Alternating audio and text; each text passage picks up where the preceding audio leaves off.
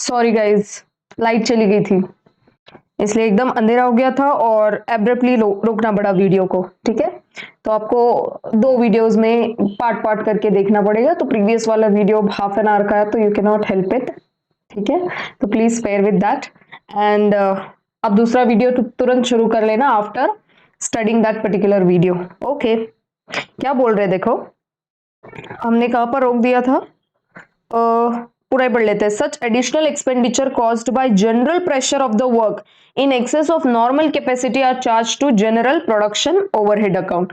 उन्होंने बोल दिया कि अगर नॉर्मल से थोड़ा बहुत एक्स्ट्रा का होता है, ऑब्वियसली नाइट शिफ्ट है, थोड़ा सा तो प्रेशर आएगा ही, तो बोलते हैं कि उसको कहा जनरल प्रोडक्शन ओवरहेड में चार्ज कर दो। फर्स्ट पॉइंट ये वाला जनरल ओवरहेड वाला फर्स्ट पॉइंट। नेक्स्ट क्या बोलते हैं देखो, because otherwise job performed during days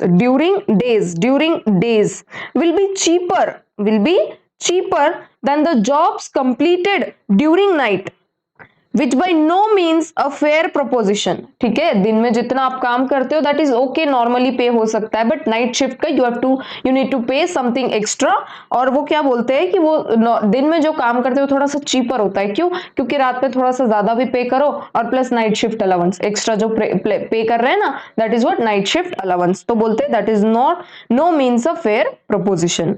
if the additional expenditure is incurred extremely as a result of pressing demands from the customer। देखो क्या बोल रहे हैं कि कस्टमर डिमांड कर रहा है इसलिए एक्स्ट्रा का काम करना पड़ रहा है, कब? रात को। तो वो बोलते हैं फिर उसको कहां चार्ज करो? उसको डायरेक्टली जो भी जॉब पर वो काम कर रहे हैं ना उसको चार्ज कर दो। समझो कोई ए पर्टिकुलर नाम का जॉब है जिसपे ना इस पर्टिकुलर चीज की, इस डिपार्टमेंट में जो भी पर्टिकुलर प्रोडक्ट बन रहा है उसकी बहुत डिमांड है, उसकी कस्टमर की बहुत सारी डिमांड है, तो बोलते एक्स्ट्रा काम करना ही पड़ेगा। तो उसको उस जॉब को, कंसर्न जो जॉब है इस जॉब को, वो ओवरहेड चार्ज कर दो। मतलब क्या? नाइट शिफ्ट अलाउंस वाला जो पे है उस ये वाले जॉब को डाल दो।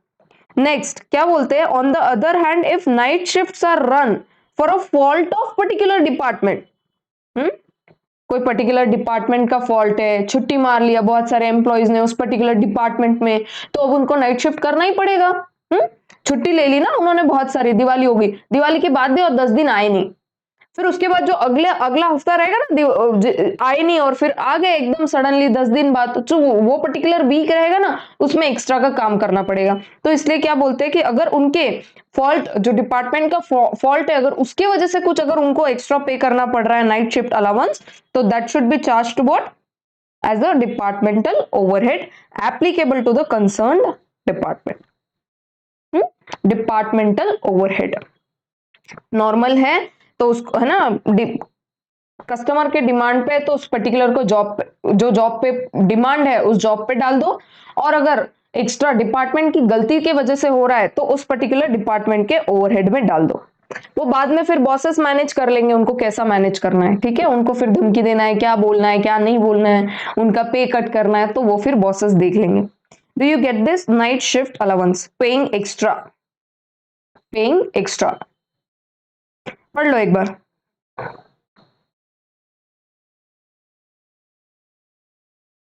First point general production overhead, second point customer के डिमांड की वजह से है तो जॉब कंसर्न जॉब को चार्ज कर दो, ये सेकेंड।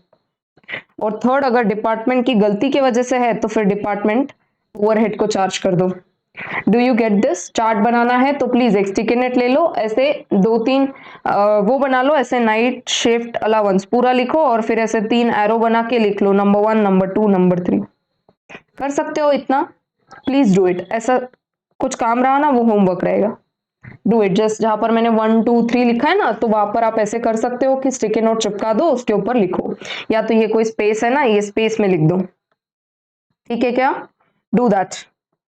फ्रिंज बेनिफिट्स देखो क्या नाम बोल रहे हैं, क्या होता है इसका मतलब? पढ़ो तो एक बार।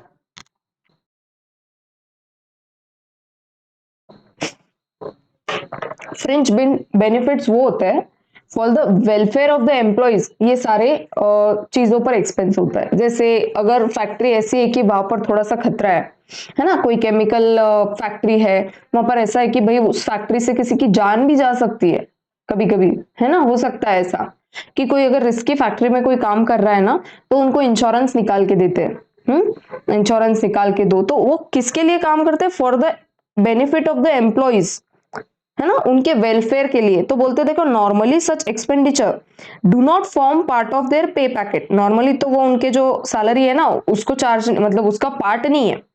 एग्जाम्पल वो बोलते हैं देखो ESI contribution made by an employer, employer कौन सा कॉन्ट्रीब्यूशन करता है? ESI का फुल फॉर्म है ये एम्प्लॉइज स्टेट इंश्योरेंस स्कीम, ये एक पर्टिकुलर स्कीम है इंश्योरेंस की, उसको बोलते हैं ESI contribution by the employer, employer करता है इसका खर्चा, किसके लिए? एम्प्लॉय के लिए, पर्टिकुलर एम्प्लॉय के लिए करता है, तो उसको क्या बोलते हैं? फ्रिंज बेनिफिट्स, और ये उनके पे पैकेट का फॉर्म पार्ट रहता है क्या? नहीं। सच एक्सपेंसेस में be recovered separately as a percentage on labour cost और एट एन आवरली रेट। क्या बोल रहे? Recovered separately as a percentage of labor cost or at an hourly rate. Alternatively, those may be treated as overheads. क्या बता रहे हैं कि अगर वो एक्सपेंस कुछ किया है तो उसको ओवरहेड मान लो, and apportion to the cost centers on the basis of wages or salary cost. Either वो उस पर्टिकुलर एम्प्लॉय से रिकवर कर लो, किस बेसिस पर? लेबर कॉस्ट या आवरली रेट के बेसिस पर, या तो अगर रिकवर नहीं करना है, ये एक्सपेंस कौन बेयर कर रहा है? एम्प्लॉयर, एम्प्लॉयर बेयर कर रहा है इसको, तो एक तो है ना एम्प्लॉयर से रिकवर कर लो, नहीं तो फिर ऑल्टरनेटिवली उसको ओवरहेड को चार्ज कर दो, ओवरहेड को चार्ज कर दो on the basis of what? Wages और सैलरी कॉस्ट। समझ में आती है क्या बात? देखो अभी तक हम पढ़ा 150% ऑफ वेजेस, 120% ऑफ वेजेस, तो जितना भी परसेंट होगा तो उस बेसिस पर चार्ज कर दो, किसको चार्ज कर दो? ओवरहेड को। बात समझ में आती है क्या? यस मैम, जोर से बोल दो फिर। अब ये इसमें क्या याद रखो, ऐसा कुछ आ गया ESI कॉन्ट्रीब्यूशन, एग्जाम्पल वगैरह देना हो तो इट इज ऑलवेज ओके तो अगर आपका कोई एग्जाम्पल शेयर कर पाओ तो बहुत बढ़िया। तो अगर डेफिनेटली अगर बुक में दे दिया है ऐसा ESI कॉन्ट्रीब्यूशन वगैरह तो फिर आप ऐसा एग्जाम्पल डाल सकते हो। Work on holidays and weekly off days, अच्छा वर्क ऑन ऑफ डेज, है ना, of days, weekly off days and holidays. पढ़ो तो एक बार, पढ़ो एक बार। यहां पर आप और दो तीन चीजें ऐड कर सकते हो एज एन एग्जाम्पल। फर्स्ट तो ये है, सेकेंड लिख दो क्या? सेकेंड लिख दो health insurance, health insurance. Third आप लिख सकते हो child care, child care reimbursement.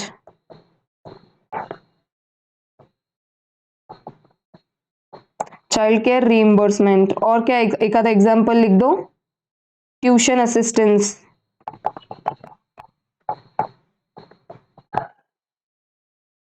ये कहां से निकला है मैम? गूगल। और भी कुछ एग्जाम्पल मिलते होंगे तो लिख लेना गूगल से, ठीक है क्या? अभी लिखे हैं मैंने तो आप भी लिख लो।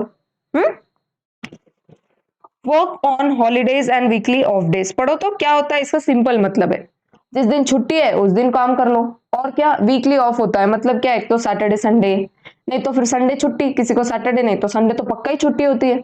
और वर्क ऑन हॉलीडेज मतलब जैसे अभी है ना गणपति बैठने वाले, पर उस दिन आ गई कोई ड्यू डेट तो फिर क्या करें? काम करना ही पड़ेगा, उस दिन आप चले गए ऑफिस में।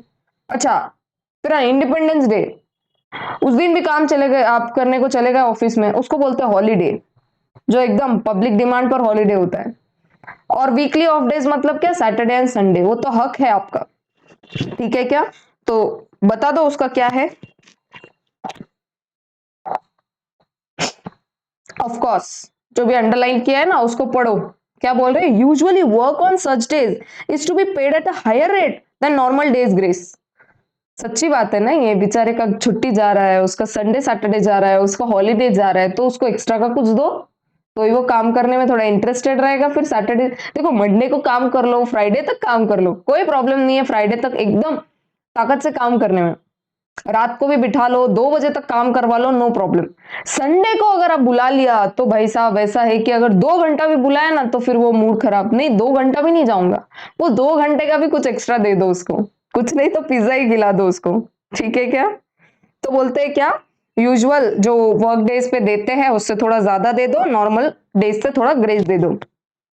The extra payment involved is treated in the same manner as in cases of overtime premium.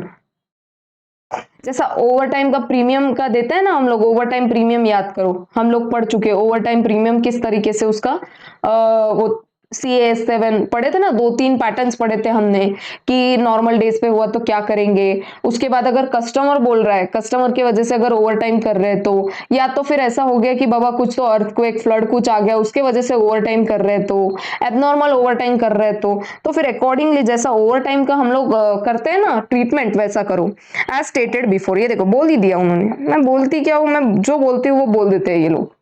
Refer treatment of overtime, तो जैसा उसका ट्रीटमेंट है वैसा सेम टू सेम किसका ट्रीटमेंट होएगा, work on holidays and weekly off days.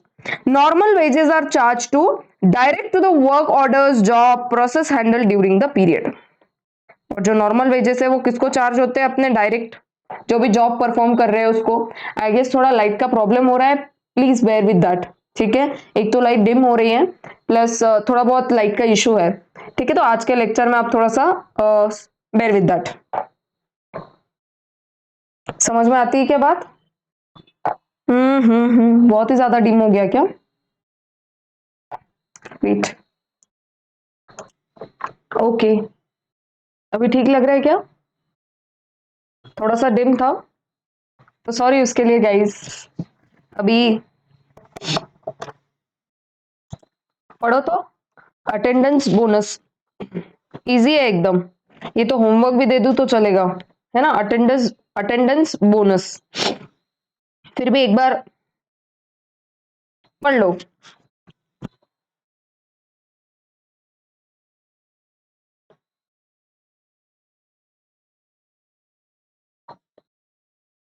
क्या बोल रहे हैं? This is a paid to workers based on satisfactory attendance over a stated period and is a fringe benefit, ठीक है। जितना भी पीरियड होता है उतने पीरियड में जितना उन्होंने सेटिस्फैक्ट्री अगर अटेंडेंस किया होगा, मतलब क्या कि महीने में आपको ऐसे 30 दिन होते हैं ना, तो आपको 25 दिन तो आना ही है, तो ऐसा सेटिस्फैक्ट्री अटेंडेंस होना चाहिए, तो उसका बोनस, ठीक है, attendance bonus. The cost is to be allocated under a standing order number, ठीक है, and charge as a departmental overhead, ठीक है। डिपार्टमेंटल ओवरहेड अपना अपना जो डिपार्टमेंट है ना ABC, तो उनके अटेंडेंस के जितने भी एम्प्लॉय जितना अटेंडेंस देते हैं तो एज अ डिपार्टमेंटल ओवरहेड उसको चार्ज करना है। as the expense cannot be allocated to cost units directly। अब अटेंडेंस बोनस है ना, अटेंडेंस बोनस तो देखो दिन वाइज कैलकुलेट होगा, है ना, 25 दिन, तो उसको यूनिट्स वाइज डायरेक्टली पता नहीं पड़ेगा कैसे एलोकेट करे, तो बोलते हैं डिपार्टमेंटल ओवरहेड को डायरेक्टली चार्ज कर दो, तो वो अपने आप जब कैलकुलेशन करते हुए नीचे आएंगे ना, तो नंबर ऑफ यूनिट से अगर डिवाइड करेंगे तो अपने आप उसमें मिक्स हो जाएगा वो कॉस्ट, ठीक है। In case the cost is disproportionate from months to months, हर महीने का कॉस्ट बहुत ही ऐसे डिसप्रोपोर्शनेट हो रहा है, इक्वल नहीं है। A proportionate amount may be charged in each period to avoid variation in cost, ठीक है।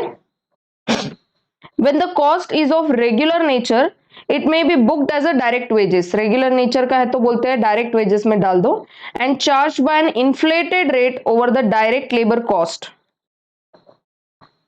इन्फ्लेटेड रेट मतलब नॉर्मली अगर ऐसा वेज रेट मिलता होगा ₹30, है ना, ₹30 ऐसे समझ लो, दिन का मिलता होगा ₹30 या आवर बेसिस पे बोल दो।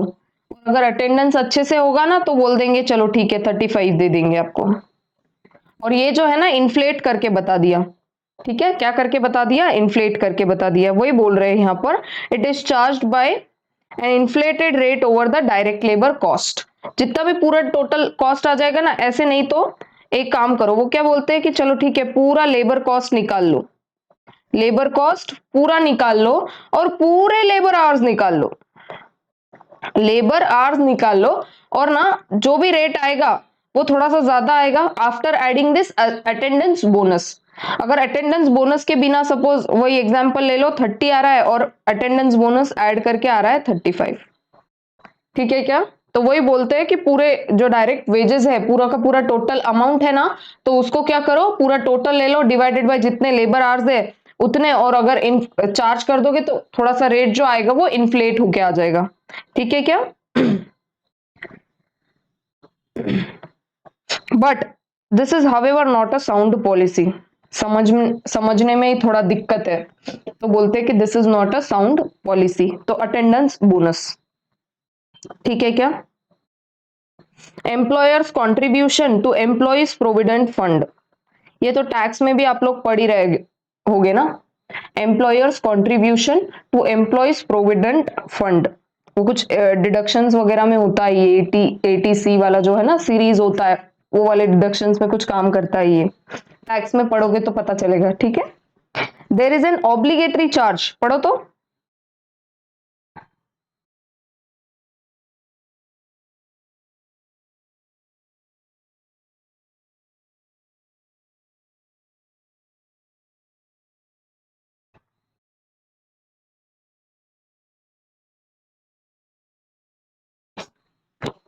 कुछ नहीं, जो एम्प्लॉयर्स कंट्रीब्यूट कर रहे हैं ना एम्प्लॉयज पीएफ के लिए, तो उसके लिए क्या बोलते हैं, इसको चार्ज कर दो, किसको? डायरेक्ट वेजेस टू वर्कर्स को।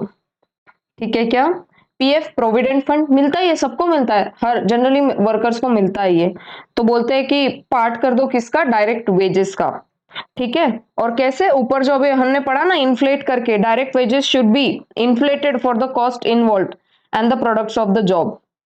ठीक है, कॉस्ट इन्वॉल्व और प्रोडक्ट ऑफ द जॉब के हिसाब से उसको इन्फ्लेट करके बता दो। Charge at an inflated rate at an alternative treatment can be made as such that the contribution for indirect workers as item of overhead। अगर indirect workers को भी दे रहे हैं, है ना, एम्प्लॉयर्स कंट्रीब्यूशन टू पीएफ, अगर इनको भी दे रहे हैं एम्प्लॉयज पीएफ, अगर इनडायरेक्ट वर्कर्स को भी दे रहे हैं, तो बोलते हैं क्या, इसको भी कहाँ डाल दो? ओवरहेड में। Direct wages and overhead, direct wages and overhead, easy था।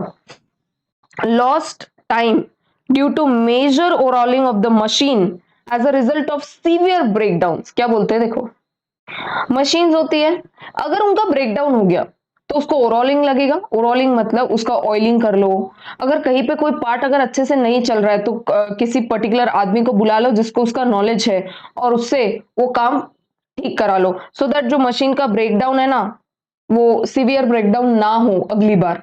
एक बार हो गया कोई बात नहीं, बार बार ऐसा ब्रेकडाउन बेयर कर सकते क्या? नहीं, पूरे दिन ही फैक्ट्री बंद है। ऐसा भी हो सकता है कि 2-3 दिन फैक्ट्री शुरू, वो मशीन शुरू ही नहीं हुई, प्रोडक्शन बंद है। तो बोलते हैं कि जो लॉस्ट टाइम है due to major overhauling of the machine result as a severe breakdown. अब इसका बोलते हैं ट्रीटमेंट बता दो, तो पढ़ो तो।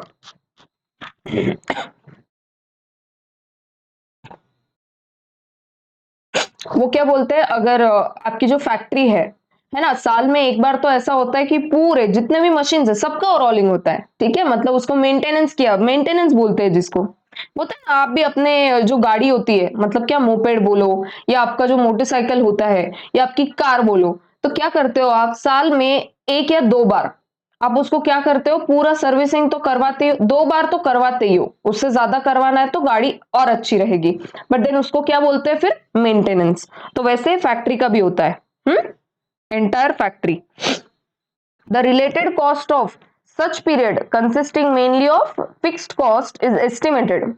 ठीक है, fixed cost is estimated and apportioned as a manufacturing और factory overhead. Obviously factory overhead को ही डालेंगे ना ये वाला कॉस्ट, फैक्ट्री में ही होती है मशीन्स, तो कहाँ डालेंगे? फैक्ट्री ओवरहेड को। देखो कुछ कुछ एक्सपेंस ना आपको कॉमन सेंस पता चल जाएगा ये कहाँ जाएगा, ओवरहेड को जाएगा।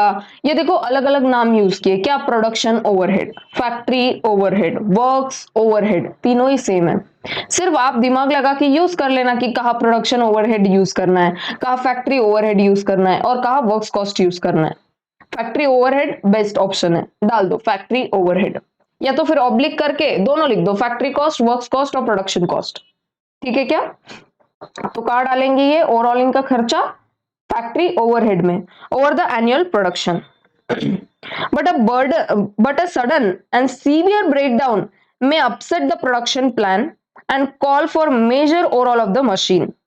Such an occurrence is certainly abnormal, बराबर है, कि बीच में कभी भी हो गया, साल में एक बार तो करते ही है, वो नॉर्मली करते हैं, बट अगर एबनॉर्मली ऐसा बीच में हो गया कि मशीन क्या हो गई, ब्रेकडाउन हो गया उसका, और ओवरऑलिंग करना पड़ रहा है, ओवरऑलिंग का खर्चा भी तो लगेगा, छोटा मोटा नहीं लगेगा, अच्छा खासा खर्चा लगेगा, मशीन को देखो ठीक करना है, ठीक है क्या। तो बोलते हैं अगर ऐसा कुछ हुआ तो एबनॉर्मल है वो certainly, and all cost related to breakdown and overall should be collected through a separate standing order, ठीक है क्या, separate standing order and transfer to costing profit and loss account. अब यहाँ पे क्या बोल दिया, एबनॉर्मल, एबनॉर्मल आ गया ना, तो ये तो एकदम मैंडेटरी स्टेटमेंट है, आगे पीछे कुछ लिखो नहीं लिखो, ये तो पहले लिख दो, एबनॉर्मल वर्ड यूज किया मतलब costing profit and loss account, thereby distorting normal cost of production. समझ में आती है क्या बात। Normal overhauling once a year होता है, पूरे फैक्ट्री का होता है, पर अगर मेजर ब्रेकडाउन की वजह से अगर ओवरऑलिंग करना पड़ा तो वो एबनॉर्मल ट्रीट किया जाएगा, और उसको कहा अपॉर्शन करेंगे हम लोग costing profit and loss account में, उसको वहां डाल देंगे, ठीक है क्या। लेबर टर्नओवर पढ़ चुके हम, क्या होता है लेबर टर्नओवर, ये पढ़ चुके हम, इसका एक क्वेश्चन था, ये कॉजेस भी पढ़ चुके क्या, अनअवॉइडेबल, अवॉइडेबल, पर्सनल कॉजेस पढ़ चुके, फिर एक क्वेश्चन था, और ये भी पढ़ चुके addition method, separation, replacement method, flux method, ठीक है। हाँ ये पढ़ना था, ये होमवर्क था आपको, पढ़ा है क्या ये किसी ने, पढ़ा है क्या, ये होमवर्क ही है, ठीक है, आपको ही पढ़ना ही है, नहीं पढ़ा है तो आपको पढ़ना ही है। देखो अगर कोई चीज मैं बोल रही हूँ पढ़ो तो पढ़ो, अब आपको इससे पता चल जाएगा कि मैम मेहनत से यहाँ पे क्लास में ही पढ़ा दे रही है, तो आपको ध्यान दे के पढ़ना है, ये वाला पोर्शन आपको ही पढ़ना है, क्या है, preventive cost may be gather grouped under the following heads, तो पढ़ना है आपको ये खुद से, ठीक है, all this you have to study. Question number 4 कर चुके क्या, हाँ, अब ऐसे वाले क्वेश्चन को ऑलरेडी ऐसे स्टार मार्क कर लो, क्योंकि क्या है एक ही क्वेश्चन है ऐसा, there is only one question, ऐसा एक ही क्वेश्चन है, बार बार रिपीट हुए क्या ऐसे क्वेश्चंस, नहीं, एक ही बार आया है, आपको यही क्वेश्चन को प्रैक्टिस करना पड़ेगा, क्या है, labour turnover. Then illustration number 5, क्या ऐसा ये यूनिक क्वेश्चन है एकदम, ये यूनिक क्वेश्चन है क्या, इसको भी स्टार मार्क कर लो। क्वेश्चन नंबर 5, ये फॉर्मूला बेस्ड नहीं है, लॉजिक बेस्ड है, एक्चुअल कितना काम हुआ, कितने आवर्स है ना उन्होंने प्रोडक्टिव आवर्स लॉस्ट कर दिए, तो कितने का प्रॉफिट उन्होंने फॉरगो कर दिया है ना, और उसका उस चक्कर में कितनी सारी कॉस्ट लग गई, तो ये सब आंसर निकाला था, ये देखो ये आंसर, स्टार मार्क करो उसको। क्वेश्चन नंबर 6 साथ में किया था, फॉर्मूला बेस्ड है, कौन से फॉर्मूला यूज करने थे इसमें, Halsey plan and what, Rowan plan, किया था क्या हमने ये सॉल्व, यस, देखो ये इफेक्टिव रेट निकाल दिया था उसका, ठीक है क्या, I hope this is clear. Question number 7, ये होमवर्क था, शुरू में ही डिस्कस कर चुकी हूँ, ये देखो मटेरियल इज गिवन, लेबर यहां से नीचे से ला रहे हो, और ओवरहेड्स 150% ऑफ डायरेक्ट वेजेस, मतलब 2.25 इंटू 150% करके लेबर का निकालो, एंड लास्ट में आपको मिलेगा क्या, फैक्ट्री कॉस्ट। देखो एक ही क्वेश्चन को 3 बार डिस्कस कर चुकी हूँ, एक बार पढ़ा है ना प्रीवियस वाले वीडियो में, शुरुआत में ये वाले वीडियो के, और अब, ठीक है, तो ये वाला क्वेश्चन वाज होमवर्क। अब क्वेश्चन नंबर 8,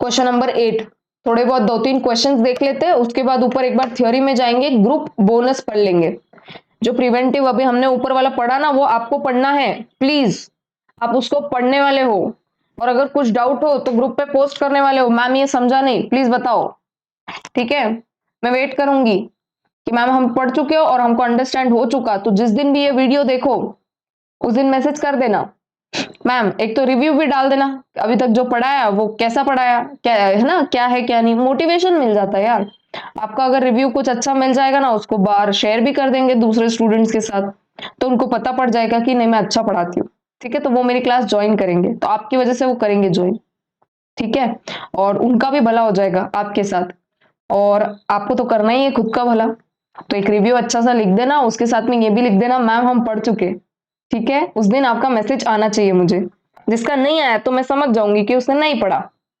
या ये वाला जो वीडियो है वो स्किप कर दिया, ये पोर्शन ही बोलो ये स्किप कर दिया, ठीक है क्या, इतना जो मैं बोल रही हूँ, ओके मैम हम करेंगे आपको मैसेज, बिल्कुल करेंगे, पक्का करना, पिंकी प्रॉमिस, ठीक है मैम। कर देंगे अभी। चलो क्वेश्चन नंबर 8, क्या पढ़ना है क्वेश्चन नंबर 8 में? क्वेश्चन पढ़ो तो, read the question, I will wait. मैं भी पढ़ूंगी, आपको टाइम दे रही हूं पढ़ने का। देखो क्या समझ में आता है क्वेश्चन से आपको, पढ़ो एक बार।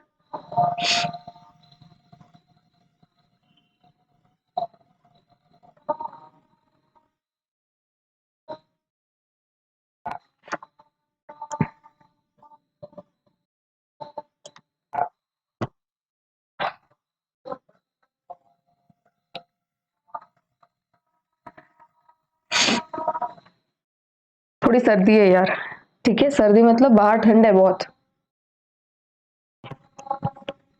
इसलिए जैकेट पहना है, ठीक है, हंसो मत।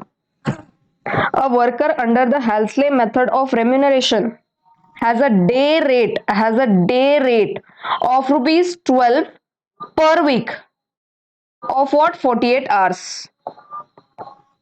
क्या बोल रहे हैं? 1 week is equal to 48 hours, ठीक है क्या?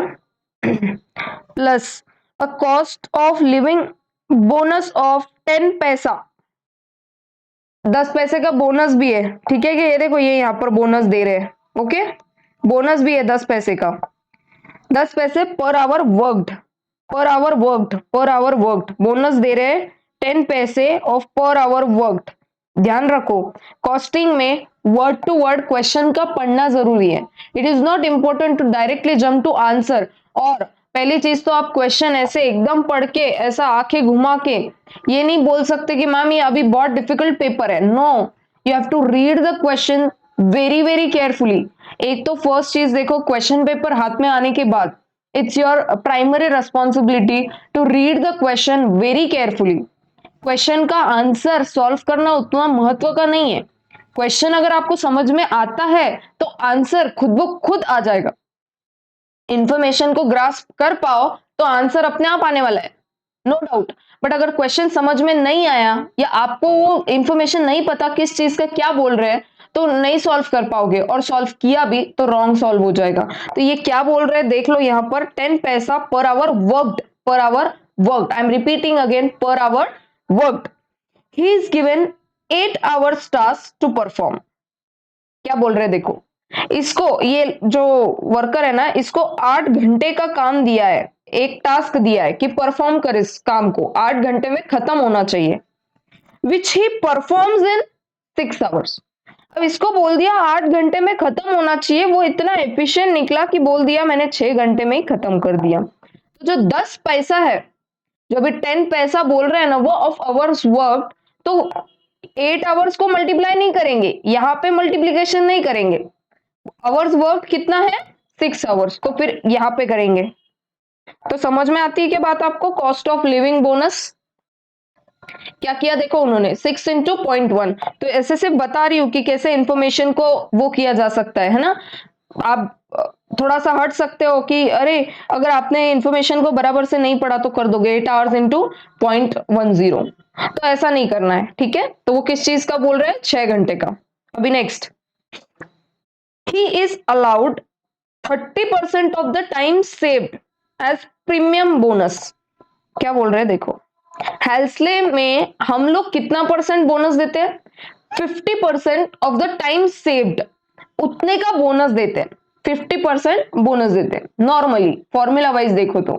अब आप बहुत लकी हो जाओगे अगर इंफॉर्मेशन को उन्होंने ऐसा दे दिया तो। डायरेक्टली उन्होंने अपना दिमाग मत लगाना, यहाँ पे क्वेश्चन में बोल चुके वो 30% of time saved as premium bonus, जो बोला है वैसा करके आ जाओ। अच्छा, अब सेकेंड टाइप के स्टूडेंट्स कैसे हो सकते हैं देखो, मान लेंगे क्वेश्चन में जो दिया है वो गलत दिया है, मान लेंगे क्वेश्चन में जो दिया है वो गलत दिया है मैम, 30% नहीं है वो, और खुद से 50% से सॉल्व करके आ जाएंगे, 50% से सॉल्व करके आ जाएंगे, तो प्रॉब्लम आपकी नहीं है फिर, है ना। किस चीज की प्रॉब्लम है? आप सोचोगे कि मैंने पढ़ा ही नहीं ना, फिर आपने पढ़ा ही नहीं वो तो कैसे आएगा फिर? तो प्रॉब्लम फिर आपकी नहीं, आपके पढ़ने की प्रॉब्लम है वो। 30% ऑफ अगर टाइम सेव बोल रहे, अपना दिमाग बिल्कुल मत लगाना, 50% मत करके आना, it is 30% of time save, उतना करके आ जाना। तो जो हमारा नॉर्मल फॉर्मूला होता है, जहां हम 50% लिखते हैं, वहां हम कितना परसेंट लिखेंगे? 30%। What would be his earnings under Halsley plan and Rowan plan? अभी बोल रहे हैं, वो पूछ रहे हैं क्वेश्चन कि हैल्सले प्लान से बता दो कि कितना प्रीमियम आएगा। और हैल्सले प्लान का ही मतलब होता है ये वाला फॉर्मूला जो उन्होंने दिया है उसको यूज करो।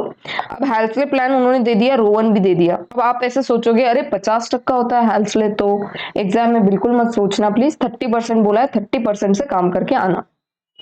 कैसे सॉल्व करोगे इसको बता दो तो जरा। कैसे फॉर्मूला हमने कल पढ़ा था, क्या बोला था हमने? Hours worked into rate per hour. Hours worked, hours work को मैं डाल देती हूँ टी, ठीक है, टी या फिर एच, जो भी आवर्स वर्कड, मैं नोटेशन ले लेती हूँ यहाँ पे H, hours worked into rate per hour. तो इससे नॉर्मल वेजेस निकल जाएंगे। और बोनस का हमेशा वाला फॉर्मूला क्या होता है? स्टैंडर्ड माइनस एक्चुअल जितने आवर्स है वो इनटू रेट, और जो भी आया उसका व्हाट 50%। ये हम नॉर्मली करते, ये जो 50% ले रहे हैं ये हम नॉर्मली करते हैं।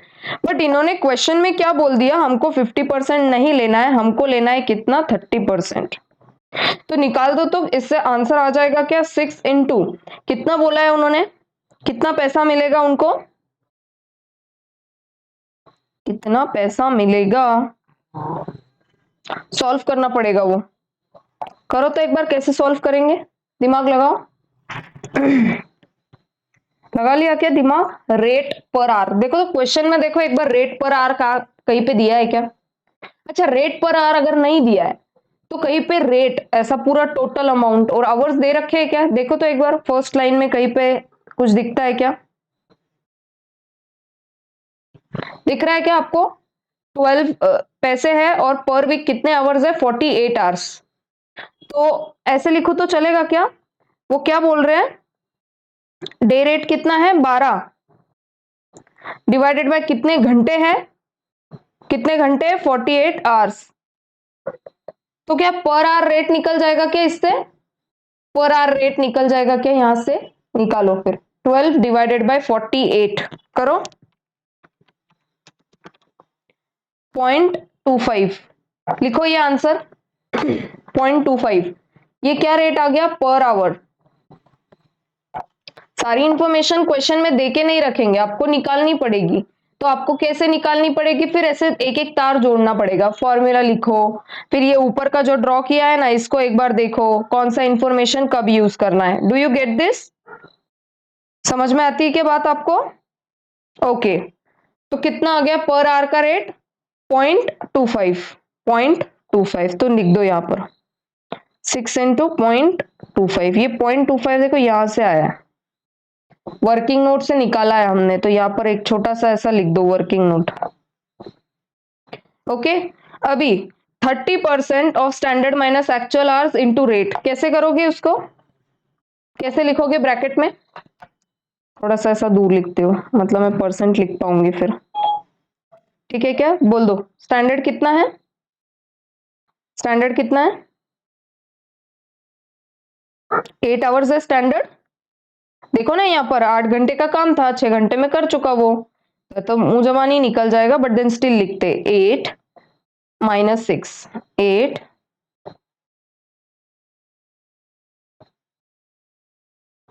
माइनस 6। आवर सेव्ड कितने हो गए? 2 घंटे उसने बचा लिए। 1 घंटे का रेट कितना है? 0.25।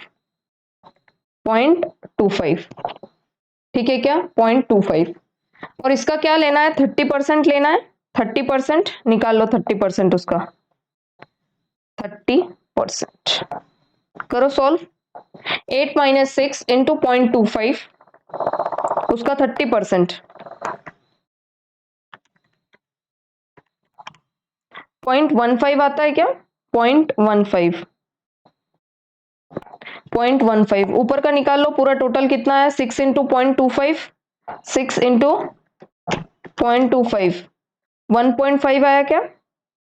1.5। अब निकालो 1.5 प्लस 0.15, दोनों को ऐड करो, ये है ना वेजेस है नॉर्मल और ये बोनस, दोनों मिला के आंसर आ जाएगा कितना आ गया 1.65।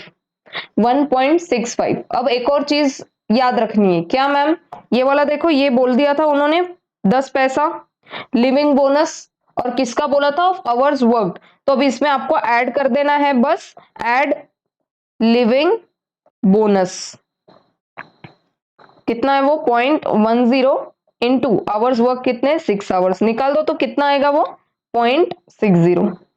टोटल टोटल निकाल दो 1.65 प्लस 0.60 2.25 2.25 फर्स्ट वाले का आंसर। अच्छा ठीक है, अब मैं क्या करती हूँ, इसको पूरा बाजू में लिख देती हूँ यहां पर, ठीक है क्या, ओके है, ये वर्किंग नोट है, वर्किंग नोट 0.25 पर आवर जो निकाला वो वर्किंग नोट है, और ये टोटल आ गया, टोटल पे, ओके है। देखो presentation is a matter of choice, अब जैसा मैंने प्रेजेंट किया है जरूरी नहीं है कि आपके बुक में भी वैसा ही प्रेजेंटेड रहे। अब उन्होंने देखो एक लाइन में पूरा फॉर्मूला ड्रॉ कर दिया, यहाँ पर लिख दिया मतलब, और यहाँ पे आंसर ऐसे निकाल लिया, और एकदम 2-3 लाइन में तो पूरा आंसर भी बन गया। अर्निंग्स अंडर हैल्सले प्लान, क्या लिया है देखो, इन्होंने भी वैसा ही किया है, बस हमने थोड़ा पार्ट पार्ट में किया है 30%। नोट लिख दो, आपको कंफ्यूज नहीं होना है, यहाँ पर नोट लिख दो, वरना बोलोगे मैम 50% क्यों नहीं लिया यहाँ पे। तो 50% इसलिए नहीं लिया क्योंकि क्वेश्चन में ही बोल दिया 30% लो। नेक्स्ट नेक्स्ट क्वेश्चन क्या पूछा है उन्होंने, नेक्स्ट क्वेश्चन पूछ रहे रोवन प्लान से भी बता दो। रोवन प्लान तो अभी एकदम पैटर्न है, आसान है सॉल्व करना, तो बता दो कैसे करेंगे फिर। रोवन प्लान कैसे करेंगे, फर्स्ट स्टेप तो एकदम सेम टू सेम होता है, कौन सा फर्स्ट स्टेप, यहीं पे सॉल्व करती हूँ फिर क्रॉप करके उधर डाल दूंगी, क्या बोल रहे हैं वो, आवर्स इनटू रेट, ये तो फर्स्ट स्टेप सेम ही होता है ना, नॉर्मली जितना देते, चेंज क्या होता है सेकंड स्टेप, सेकंड स्टेप क्या होता है बोनस, बोनस क्या रहता है, बोनस का फॉर्मूला इसमें, अब फॉर्मूला मैं समझा चुकी हूँ ऑलरेडी, तो वापिस से नहीं समझाऊंगी अभी, ठीक है मैम समझा दो एक बार, ठीक है चलो समझा देते हैं। क्या बोलते हैं वो, स्टैंडर्ड माइनस एक्चुअल, है ना, आवर्स सेव्ड, और प्रोपोर्शनेट फॉर्मूला लगता है यहाँ पर, प्रोपोर्शनेट फॉर्मूला लगता है यहाँ पर बोनस निकालने के लिए, ये वाला जो भी आवर्स आएंगे उसको इनटू रेट करेंगे, कर दो तो फिर एक बार, आवर्स इनटू रेट कितने घंटे हैं, कितने घंटे काम किया 6 इंटू 0.25, और नीचे बोनस का निकाल दो, टाइम सेव्ड कितना है ऐसे पूरा लिख दो, standard minus actual divided by standard into actual कितने घंटे, तो प्रोपोर्शनेटली कितना निकल जाएगा, कितने घंटे एक्चुअल के लिए सेव हो गए, और फिर ये पूरा निकालने के बाद आपको रेट से मल्टीप्लाई करना है, रेट कितना है 0.25, रेट कितना है 0.25। अब वो कैसा है देखो, अगर आपको लिखना है तो ये भी लिख लो, अगर 2 घंटे सेव हो रहे हैं तो वो कितने घंटे में हो रहे हैं 8 घंटे में, स्टैंडर्ड कितना है 8 घंटा, तो बता दो कि 6 घंटे अगर है ना, 6 घंटे में कितना घंटा सेव, फिर ऐसा है वो, क्रॉस मल्टीप्लाई कर दो, क्रॉस मल्टीप्लाई कर दो तो वो आ जाएगा 2 divided by 8 into 6, 2 divided by 8 into 6, ऐसा ही आया कि यहाँ पर भी देखो 8 माइनस 6 2 डिवाइडेड बाय 8 इंटू 6, ठीक है क्या, यस मैम, लिख दो तब, निकाल दो आंसर कितना आ गया, ये तो घंटे वाइज आ जाएगा, hours wise into rate per hour is 0.25, पूरा निकाल दो कितना आ जाएगा, 2 डिवाइडेड बाय 8 इंटू 6 इंटू 0.25, 0.375, 0.375, और ऊपर कितना आ गया नॉर्मली 6 इंटू 0.25 कितना है उसका आंसर 1.5, तो ऐड कर दो 1.5 को और 0.375 को, 1.875 टोटल, टोटल कितना आ गया फिर 1.875 आ गया क्या देखो 1.875 उसको उन्होंने राउंड ऑफ करके 1.88 ले लिया, आप भी यहां पर कर सकते हो। Is equal to round off करके निकाल दो, इज इक्वल टू रुपीज 1.88। आ गया क्या आंसर? ऐसे करोगे तो इजी जाएगा, अपने आप बन रहा है, देखो आंसर मैं नहीं कर रही हूं, ऑटोमेटिक बन जा रहा है आंसर। ठीक है, नेक्स्ट वो क्या बोल रहे हैं, लिविंग बोनस तो देना ही है। लिविंग बोनस किसका देना है? 6 जो घंटे है ना, इंटू 0.10 पैसा, 10 पैसा बोला है ना, तो कर दो फिर लिविंग बोनस 6 इंटू 0.10 कितना आ जाएगा इसका? रुपीज 0.60। रुपीज 0.60 देखो 2.48 निकालो तो आंसर, ऐड करो दोनों को, देयरफॉर टोटल पे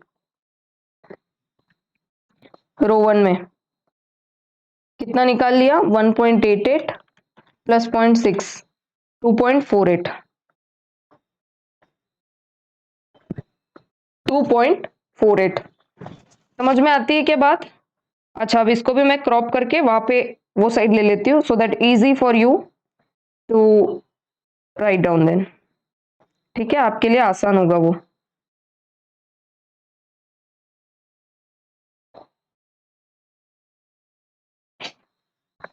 ऊपर टॉप में हेडिंग डाल दो, यहां पर क्या हेडिंग डालोगे? हेल्सले, और यहां पर टॉप में हेडिंग क्या डालोगे? रोवन। ठीक है क्या? हेल्सले एंड रोवन। हेल्सले के हिसाब से कितना आया है? 2.25 डाल दो यहां पर पूरा, रुपीज रुपीज रुपीज 2.25 टोटल। और यहां पर कितना है रोवन के हिसाब से? 2.48। हमने प्रीवियस वाले क्वेश्चंस में भी देखा था कि रोवन से ज्यादा ही आता है बोनस, बोनस और टोटल पे ज्यादा ही आता है ना, हेल्सले से ज्यादा ही आता है। कॉपी करना है क्या? कर लो एक बार, यही आंसर यहां पर है देखो, एंड में ऐसा लिख दो, एग्जामिनर को बहुत अच्छा लगेगा है ना कि पूरा आंसर तो सॉल्व किया है, एंड में ऐसे आंसर लिख दो तो उसको पता चल ही जाएगा जो वर्किंग किया है ना अब वो सही है। तो ये प्रेजेंटेशन बहुत अच्छा हो जाएगा। देखो आपकी किताब में ऐसा उन्होंने प्रेजेंट किया है, तो आप ऐसे आंसर में प्रेजेंट कर सकते हो आपके, है ना, एग्जामिनेशन में। ऐसा प्रेजेंट करने के बाद एटलीस्ट 0.5 क्यों ना वो आपको एक्स्ट्रा दे देगा, आधा मार्क तो दे ही देगा पक्का, है ना, for presentation. Presentation is a matter of choice. देखो यहाँ पर भी उन्होंने एक लाइन में प्रेजेंट कर दिया है, फॉर्मूला आपको भी इस तरीके से पूरा लिखना है। ठीक है, ये ऐसा पूरा लिखो, hours work into rate per hour plus, अब जो भी वो है ना, time save divided by time allowed into hours work into rate per hour. हम लोगों ने भी ऐसे ही किया क्या, तो नोटेशन के बदले ऐसा पूरा पूरा लिख लो। ठीक है, और अगर आपको ऐसा लगता है कि मेरे को शॉर्ट फॉर्म यूज करना है तो फिर ऐसे पूरा बता देना कि मैं जो ये एच यूज कर रहा हूं तो मैं आवर्स वर्क के लिए कर रहा हूं, और एस यूज कर रहा हूं तो स्टैंडर्ड आवर्स के लिए यूज कर रहा हूं, है ना, जो हम लोगों ने यूज किया। तो आप लोगों को ये पूरा फॉर्मूला लिखना है, डोंट राइट डाउन जैसे मैं अभी लिख रही हूँ। चलेगा क्या? हाँ मैम दौड़ेगा। चलो फिर मैं टाइम देती हूँ, कॉपी कर लो। हेल्सले के लिए पहले टाइम देती हूँ, ये वाला कॉपी कर लो, फिर रोवन कर लेना।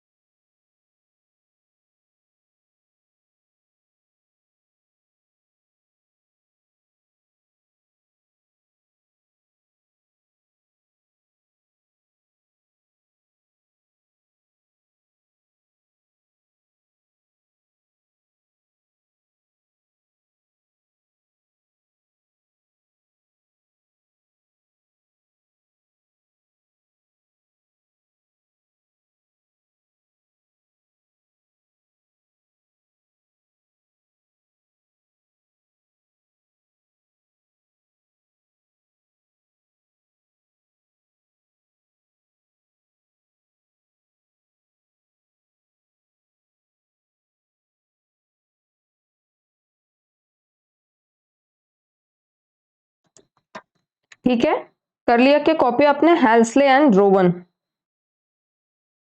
कर लिया मैम। ये कर सकते हो क्या आप? जो भी यहाँ पर पूछ रहे ये 2-3 क्वेश्चंस टाइम रेट से निकाल लो, piece rate with a guaranteed weekly wage rate, then Halsey and Rowan. करते क्या इसको ट्राई कि मैं कराऊं? करो ना यार, ऐसे बोलो मैम हम करते हैं ना, आप क्यों टेंशन लेते हो? I will do it. चलो एक बार क्वेश्चन पढ़ते साथ में, क्या बोल रहे हैं? In a factory guaranteed wages at the rate of 1.80 per hour। guaranteed wages है कितना है? 1.80 per hour। देखो जिस तरीके से मैं स्लोली पढ़ रही हूँ ना, आपको भी एग्जाम में ऐसे ही पढ़ना है। एग्जाम में क्या, अभी से हैबिट करो, आराम से एक एक शब्द को अच्छे से ग्रास्प करो। तो क्या बोल रहे हैं वो? 1 hour इज इक्वल टू 1.80, ऐसा लिख के रख दो, ध्यान में रहती है चीज। ठीक है, अब देखो यहाँ पे तो लिख दिया है 1.80 पर आवर, बस। अब आगे क्या बोलते हैं? Are paid in a 48 hour week, मतलब 1 week is equal to 48 hours. ठीक है क्या? अब तो यहाँ डायरेक्ट डायरेक्ट दे दिया। क्या डायरेक्ट दे दिया? ऐसे लिखूं क्या मैं इसको? 1 आवर इज इक्वल टू 1.80 और कितने घंटे? 48 आवर्स।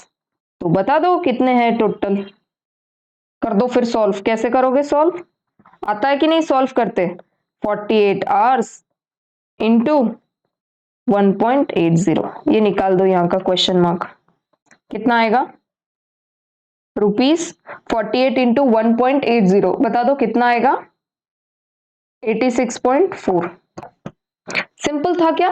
एकदम आसान, सारी इंफॉर्मेशन गिवन है, बस ऐसे आपको थोड़ा सा पर्टिकुलरली लिख के समझ के। देखो मैंने भी इंफॉर्मेशन को 2 बार ही लिखा, ऊपर भी लिखा प्लस नीचे उसको अरेंज करके लिखा। 1 घंटे का रेट दिया हुआ है 1.80 और वीक में बोल रहे कितने घंटे हैं? 48 आवर्स। तो अगर मुंह जबानी बोल के निकाल लो आंसर तो बहुत बढ़िया है ना, नथिंग लाइक इट। आपको आता है, बहुत अच्छे से आपको नॉलेज है उस बात का कि कैसे करेंगे, कैलकुलेटर पे आंसर निकल जाएगा। बट अगर कहीं पे 1% का भी कंफ्यूजन हो ना, 1% क्यों, 0.0001% का भी कंफ्यूजन हो, तो ऐसा फिर ये ऐसे कुछ मेथड कर लो जिससे पता कर पाओ आप कि करना क्या है उसका। जैसा मैंने कैसे लिखा है, 1 आवर इज इक्वल टू 1.80। अब आवर्स कब दिया है तो आवर्स कितने हैं, उनको 48 आवर्स का निकालना है, तो आवर्स के नीचे लिख दो 48 आवर्स और फिर क्वेश्चन मार्क, प्राइस निकल जाएगा अपने आप। व्हाट? 86.4 करना ही पड़ेगा। ओके नेक्स्ट पढ़ो तो। By time and motion study it is estimated. देखो टाइम एंड मोशन स्टडी बोल रहे हैं ना, टाइम एंड मोशन स्टडी करके एक एस्टिमेटेड क्या निकाला है उन्हें, that to manufacture 1 unit of a particular product 20 minutes are taken. अच्छा एक बारी मैं क्या करती हूँ, ये वाला जो पोर्शन है इसको क्रॉप करके बाजू में लिख देते हैं। फर्स्ट का आंसर है ये नंबर 1, नंबर ए है ना, ऐसा ABCD, हाँ ए का आंसर है ये। ठीक है, अब नेक्स्ट हम लोग वर्किंग करते हैं, मतलब मेरे पास यहाँ पे स्पेस रहता है, क्वेश्चन के बाजू में आंसर को एक बार मैं सॉल्व कर सकती हूँ, so that question is visible, answer is visible. Okay क्या बोलते हैं वो, टाइम एंड मोशन स्टडी करके बोल रहे हैं कि अप्रोक्सीमेटली 20 मिनट लगते हैं प्रोडक्ट को बनाने में। मतलब मैं क्या ये बोल सकती हूँ कि जो स्टैंडर्ड टाइम है वो कितना है? 20 मिनट। 20 मिनट क्या है? एक यूनिट को बनाने का टाइम है वो। 1 unit is equal to 20 minutes. ठीक है क्या? Are taken. The time allowed is increased by 25%. The time allowed is increased by 25%. बोल रहे कि जो 20 मिनट दिया गया है उसको 25% से बढ़ा दो फिर ऐड, है ना, इंक्रीमेंट टाइम, या नीचे क्या दिया है, रिलैक्सेशन अलाउंस, तो वैसे ही वर्डिंग्स हम लोग भी यूज कर लेते हैं, रिलैक्सेशन आर्स या फिर अलाउंस, रिलैक्सेशन अलाउंस लिख देते हैं। रिलैक्सेशन अलाउंस कितना है? 25%। निकाल दो तो 20 मिनट्स का 25% कितना हो जाएगा? 20 मिनट्स का 25%, 5 मिनट्स, 5 मिनट्स, तो टोटल टाइम कितना हो जाएगा? स्टैंडर्ड टाइम कितना हो जाएगा? 20 minutes plus 5 minutes, 25 minutes, 25 minutes. ठीक है, ठीक है, ओके। कहाँ गया मैम? अभी सॉल्व किया तो वो साइड में मैंने पेस्ट कर दिया, क्योंकि अभी मुझे और स्पेस चाहिए यहाँ पर लिखने के लिए। ठीक है, ये यहाँ पर पेस्ट कर दिया मैंने। प्लीज आप ऐसे मत बोलना कि मैम ने इरेज कर दिया, नहीं, मैं टाइम दे दूंगी आपको लिखने के लिए। नेक्स्ट पढ़ो तो एक बार, क्या बोल रहे हैं अब आगे? During a week a product he produced, sorry क्या बोल रहे हैं वो? During a week he produced 180 units of a product, calculate his wages under the following method. अगर मैं ऐसे लिखूं तो चलेगा क्या इसको, कि 1 वीक दैट इज 48 आवर्स में कितने यूनिट्स प्रोड्यूस हुए हैं? 180 यूनिट्स। तो मैं ऐसे लिख देती हूँ 1 week is equal to 180 units, 180 units.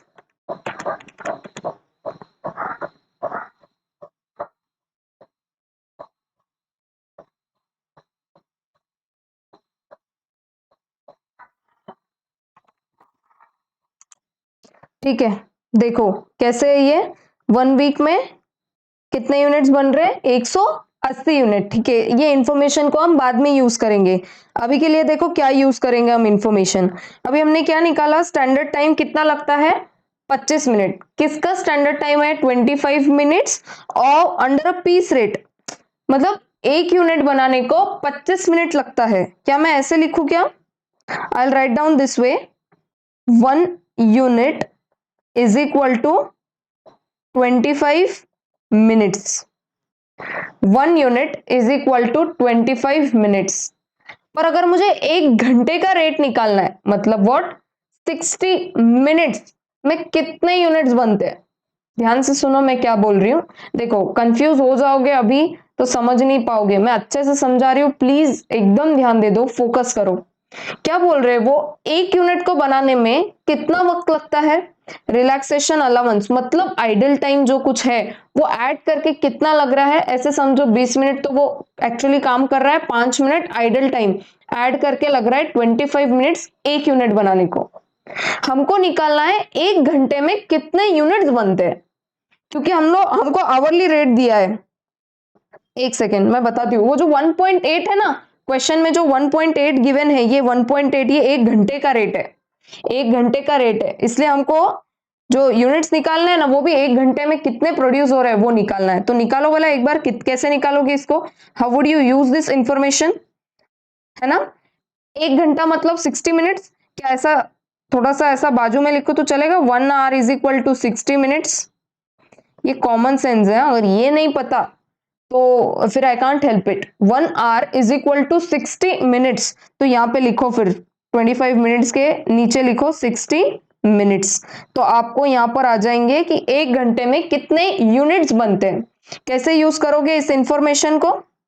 How do you use this information? Therefore 60 divided by 25 into 1 लिखना है तो लिख दो, ऐसे ही करते हैं ना, इसको डिवाइड और इसको मल्टीप्लाई, तब जाके ये जो क्वेश्चन मार्क है वो निकल जाएगा। निकाल दो, क्वेश्चन मार्क क्या है?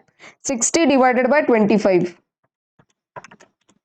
2.4 यूनिट्स, 2.4 यूनिट्स। अब देखो ये 2.4 यूनिट सुनने में थोड़ा अजीब लगता है, तो आपको क्या करना है, जहां पर भी यूनिट्स पूछे ना तो ये फॉर्मूला ही लिख दो ऐसा, 60 बाय 25। क्या लिखोगे? 60 बाय 25। समझ में आती है क्या बात? अब देखो उन्होंने यहां पर डायरेक्टली लिख दिया number of pieces per hour, 60 divided by 25। अब वहां पे उन्होंने बताया नहीं कि ऐसा क्यों किया, तो यहां पे से देख लो। ठीक है, 60 डिवाइडेड बाय 25 इसलिए किया क्योंकि हमको निकालने 1 घंटे में कितने यूनिट्स प्रोड्यूस हो सकते हैं। ओके है क्या? हाँ मैम बिल्कुल ओके है। अब नेक्स्ट, अब क्या करेंगे? आवरली रेट हमको दिया है क्या? अब ये इंफॉर्मेशन हमने निकाला, ये इंफॉर्मेशन जो था 2.4 यूनिट से निकाला। अभी बोल रहे हैं 1 आवर में, 1 आवर का जो रेट है वो क्या है? ₹1.8 पर आवर। 1 घंटे में यूनिट्स बनते हैं 2.4 यूनिट्स। 1 घंटे का रेट कितना है? 1.8। अब हम लोगों को उन्होंने पूछा क्या है? क्वेश्चन देखो, what calculation of wages under piece rate with a guaranteed wage rate, piece rate, piece rate, piece rate, piece rate,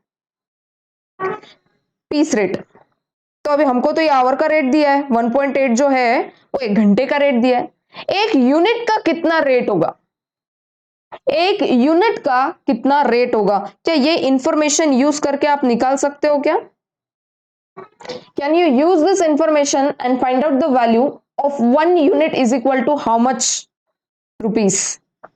निकाल सकते हो क्या? याद करो फर्स्ट क्वेश्चन, ऐसा ही क्वेश्चन था, वहां पे डायरेक्ट इंफॉर्मेशन गिवन थी, यहां पर इंफॉर्मेशन को पहले निकाला है। अब मैं ऐसे लिखूं तो चलेगा क्या इसको? देखो ध्यान से देखो एकदम मैं क्या लिख रही हूं यहां पर, क्या लिख रही हूं देखो, 1 unit is equal to, 1 unit का रेट निकालना है मुझे, है ना, 1 यूनिट का रेट निकालना है, रुपीस, रुपीस कितना होता है, 1 यूनिट का पैसा निकालना है मुझे, तो मैं ऐसे निकाल दूं क्या, 1.8 डिवाइडेड बाय 2.4 यूनिट्स, 2.4 यूनिट्स। तो क्या मुझे 1 यूनिट का मिल जाएगा, कितना पैसा होता है, निकालो तो जरा, 1.8 डिवाइडेड बाय 2.4 यूनिट्स कितना आएगा यहां पर, 0.75 पर यूनिट। 1 यूनिट का जो दाम रहेगा वो कितना रहेगा, 0.75। समझ में आती है क्या? आई रिपीट वंस अगेन, 1 घंटे में बनते हैं कितने यूनिट्स, 2.4 यूनिट्स, 1 घंटे का दाम कितना है, 1.8। तो वो पूछ रहे हैं कि 1 यूनिट का दाम बता दो, तो मैंने क्या किया, दोनों का जो आवरली इंफॉर्मेशन था उसको यूज करके ऐसा यूनिट का पर दाम निकाल लिया। कैसे, 1.8 डिवाइडेड बाय 2.4 यूनिट्स। अगर इसको मैं अरेंज नहीं करती है, 2.4 ऐसे नहीं निकालती, तो क्या ये नीचे का पर यूनिट का प्राइस निकलता क्या? नहीं। अब आपका आंसर देखो एक बार,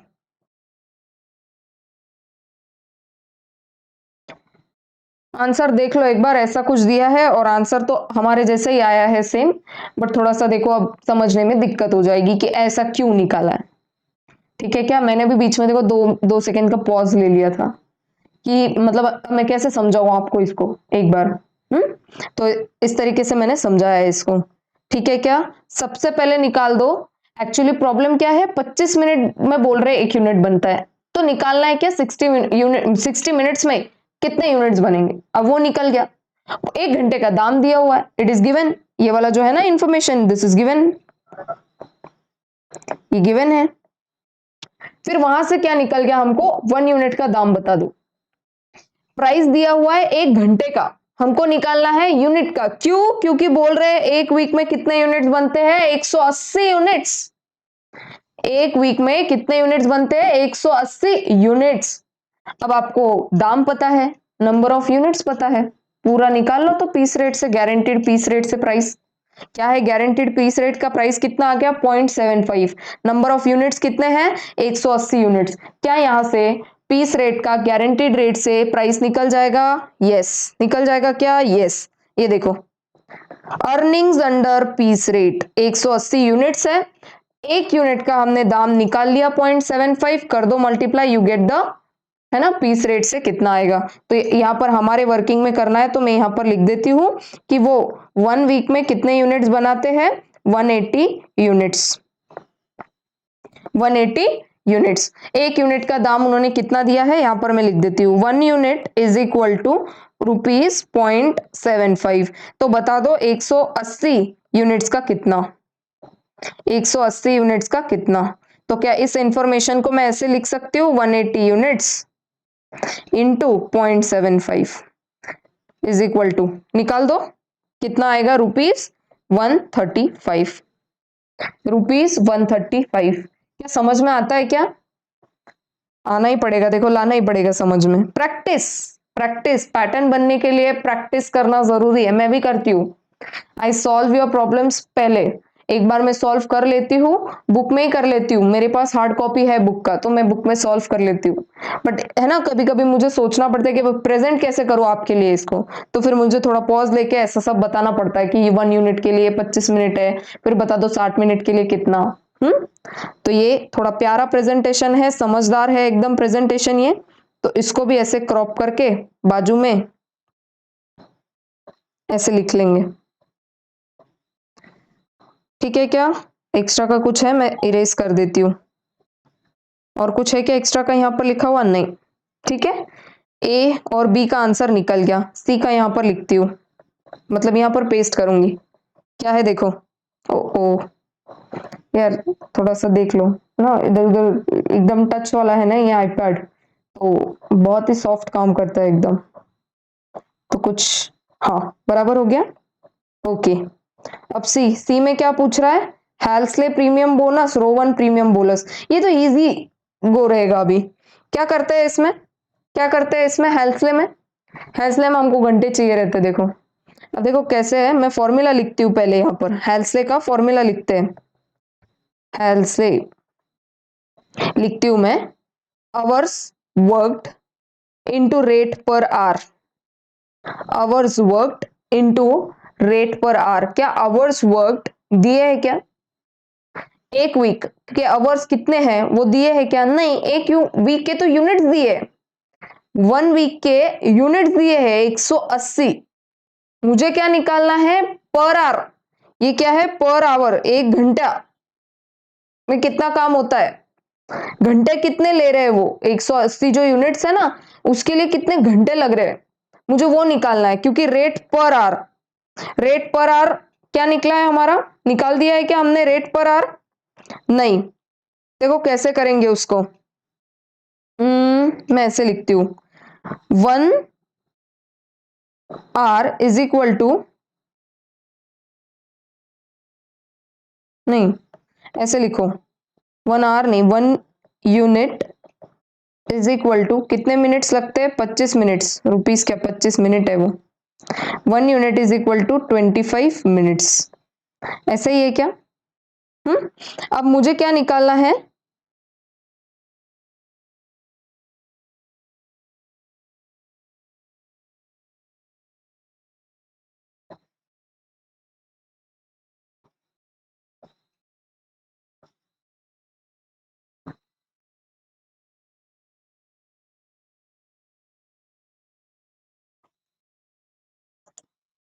हेल्सले में क्या होता है? आर्स इंटू रेट, ऐसा होता है क्या? आर्स। अब ये आर्स का हमको वर्किंग नोट निकालना पड़ेगा। पूरे घंटे कितने लगे, 180 यूनिट्स बनाने के लिए कितने घंटे लगे। यहाँ पर देखो उन्होंने कुछ हमको दिया है क्या? एक वीक में बोलते हैं कितने यूनिट्स बनते हैं? 180 यूनिट्स बनते हैं। ठीक है क्या? तो निकालो फिर, पहले आवर्स निकालेंगे हम। कैसे निकालेंगे देखो, क्या बोला है उन्होंने? 1 unit is equal to 25 minutes. 1 unit is equal to 25 minutes. कितने यूनिट्स बना रहे हैं? 180 यूनिट्स। 180 यूनिट्स, तो मिनट्स निकाल दो, वाला टोटल कितने आएंगे? 25 इंटू 180 यूनिट्स। यहां पर जो भी आंसर आएगा वो मिनट्स में आया है, वो मिनट्स में आया है। क्या इसको आवर में कन्वर्ट कर सकते हैं? कैसे करेंगे आवर में कन्वर्ट करना है तो? 1 minute is equal to, sorry 1 minute नहीं, 1 hour. 1 hour is equal to 60 minutes. तो बता दो कितने घंटे निकलेंगे। देखो ये आप सॉल्व कर सकते हो खुद से कैलकुलेटर पे, बट ये क्या हो जाता है, थोड़ा सा दिमाग हल्का हो जाता है और आराम से सोच सकते हैं क्या निकालना क्या चाहते हैं हम। ठीक है क्या? तो निकाल दो बोला एक बार, कितने घंटे आ जाएंगे। ये 4500 ये मिनट्स आए हैं, मुझे चाहिए कितने hours, number of hours. Rate हमको पर आवर का दिया है, तो कितने आवर्स आ गए वहां से? 4500 डिवाइडेड बाय 60, कितने आ गए? 75 आवर्स। 75 आवर्स। क्या आंसर में यहां पर इनके भी यही निकला है क्या? ये देखो,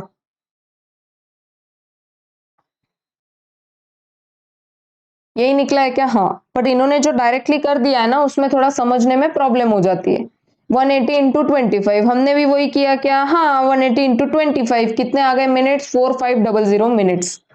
अब हमको चाहिए मिनट्स नहीं आवर्स, तो 1 hour is equal to 60 minutes, तो कन्वर्ट करके आवर्स निकाल लो। कितने आवर्स आ गए? 75 आवर्स। अब ये 75 आवर्स क्या है? स्टैंडर्ड। ये क्या है? स्टैंडर्ड। और जो गिवन है, अब कंफ्यूज मत करना एकदम, क्वेश्चन में ये जो है ना, ये 48 आवर्स, ये बोलेंगे मैम यार्स तो गिवन है, फिर आपने निकाला क्यों? मैंने जो निकाला वो स्टैंडर्ड आवर्स निकाला है। Standard hours of making what 180 units, 180 unit बनाने का स्टैंडर्ड घंटा कितना लगना चाहिए, और कितने लग गए। मतलब ये जो डेटा गिवन है ना, 1 week is equal to 48 hours, ये एक्चुअल डेटा गिवन है, actual hours taken, mind me, this is actual hours worked, कितना है पर वीक 48 आवर्स, और नीचे जो हमने निकाला है ये क्या है, स्टैंडर्ड आवर्स। मतलब 75 आवर्स का काम इसने कितने घंटे में कर दिया, 48 आवर्स में। तो टाइम सेव कितना हो गया, कितना होशियार एम्प्लॉय है देखो, 27 घंटे इसने बचा लिए। अब ये कौन कौन से प्लान से हमको प्रीमियम निकालने को बोल रहा है, फर्स्ट तो हेल्थले से निकाल लो बोल रहा है। तो हेल्थले का हमने नॉर्मल देखो क्या करना है, आवर्स आ गए क्या, वर्किंग नोट से लिख दो, तो आवर्स आ गए क्या, हाँ कितने आवर्स आ गए, एक्चुअल आवर्स कितने वर्कड है, 48 आवर्स। ये 75 यहां पर नहीं लेंगे, 75 कहां लेंगे, जहां पर standard minus actual hours saved के लिए यूज करेंगे। देखो यहाँ पर 48 इंटू 1.8 किया है, तो आपको ये ध्यान में रखना पड़ेगा, आवर्स मतलब जो वर्किंग नोट में निकाला है वो नहीं, हम लोग ये एच का नोटेशन क्या होता है, आवर्स वर्कड, कितने घंटे वर्क काम किया है, 48 hours, into rate per hour कितना है, 1.8। तो यहां से तो नॉर्मल वेज निकल जाएगा, कितना आएगा नॉर्मल वेज इंटू 1.8, आ गया 86.4। आ गया क्या, ये तो वर्किंग नोट है, यहां से हमको स्टैंडर्ड आवर्स मिल गए।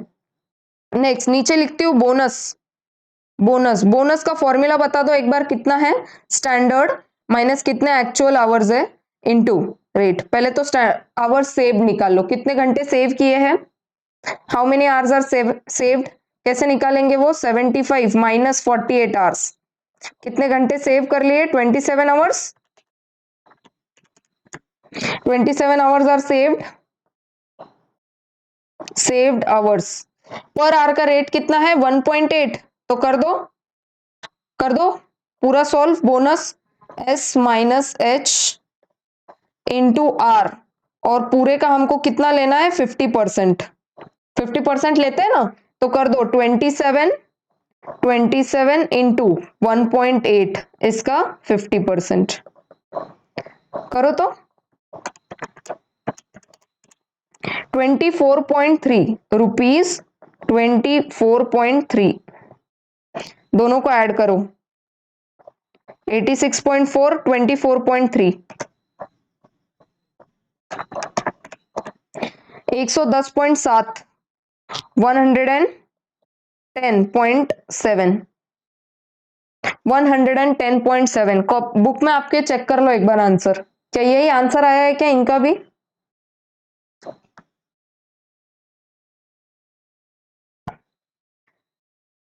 ओके है।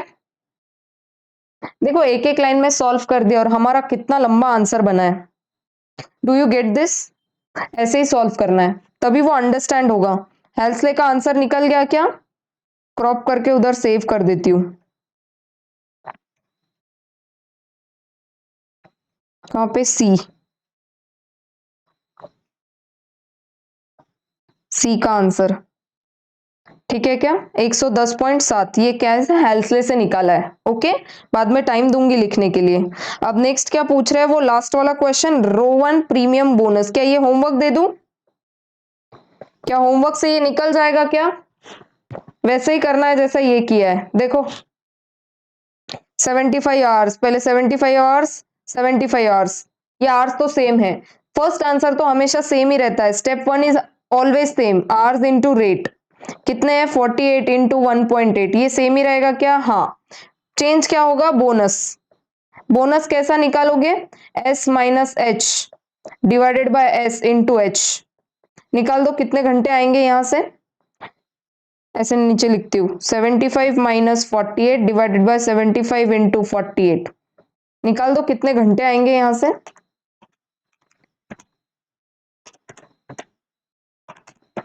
ये आवर्स आएंगे, हाँ जो भी प्रोपोर्शनेट आएंगे ना ये आवर्स है। पर आवर का रेट कितना है 1.8, तो लिख दो 17.28 इंटू 1.8, ये आवर्स है, ये पर आवर का रेट है, निकाल दो। 31.104, 31.104। चलो मैंने आंसर ही निकाल दिया, निकाल दो ये आंसर कितना आया था, 86.4। कर दो एडिशन दोनों का।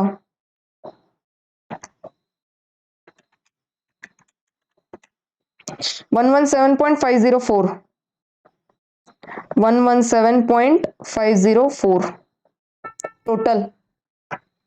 इसका मैम वो 50% वो नहीं करते क्या? अरे वो सिर्फ कहाँ करते हैं, हेल्सले में, रोवन में नहीं करते। रोवन में बस प्रोपोर्शनेट फॉर्मूला डालते हैं और जो बोनस है डायरेक्ट बोनस। वो जो 50% लेते हैं वो हेल्सले में लेते हैं, ठीक है। I repeat that again. तो समझ में आती है क्या बात? ये किसका आंसर है? रोवन का, रोवन का मैंने ही निकाल दिया। चलो होमवर्क से बच गए आप। एक बार प्रैक्टिस हो जाएगा ना तो it would be easy go for you also, ठीक है क्या? ये किसका आंसर है? ये D, A B C D. क्या आंसर आ गए क्या? हाँ, ए बी सी डी। चलो कर दो क्या फिर मैं जूम स्क्रीन? कॉपी कर लो एक बार।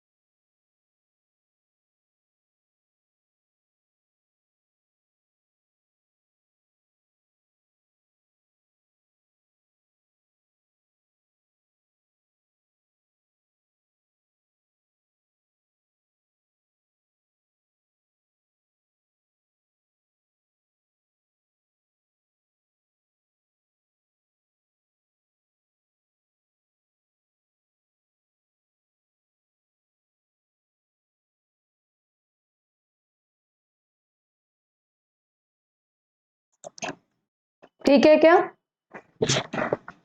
Okay ma'am. चलो इसी तरीके का अगर कोई क्वेश्चन होगा तो अब वो होमवर्क मिलेगा, ठीक है। तो क्वेश्चन नंबर 10, क्वेश्चन नंबर 10 तो पक्का ही होमवर्क है। क्यों? क्योंकि सब दिया है, देखो 80% of piece rate, 120% of piece rate at or above standard, ठीक है क्या? बट आपको अभी जो इंफॉर्मेशन हमने यूज की है उस हिसाब से आपको आंसर निकालना है। किया ना हमने, इतने घंटे इतने मिनट्स में एक यूनिट बन रहा है, तो पहले घंटे का निकाल दो कितने यूनिट्स बनेंगे, है ना? यूनिट्स पर आवर कितने बनेंगे, वैसे वाइज। अब यहाँ पे तो सेकेंड्स में डेटा दिया है। आपको मैं एक आइडिया दे दूं क्या कैसे कर सकते हो आप इसको? आइडिया दे दो मैम, पढ़ो तो एक बार question. Calculate the earnings of worker A and B under straight piece rate system straight piece rate system and Taylor's differential piece rate system. Taylor's differential उसका फॉर्मूला दे चुके हैं। बहुत लकी हो जाओगे अगर ऐसा क्वेश्चन पूछ लिया और है ना फॉर्मूला भी क्वेश्चन में ही दे दिया। नॉर्मल रेट पर आवर, 1 घंटे का कितना दाम है?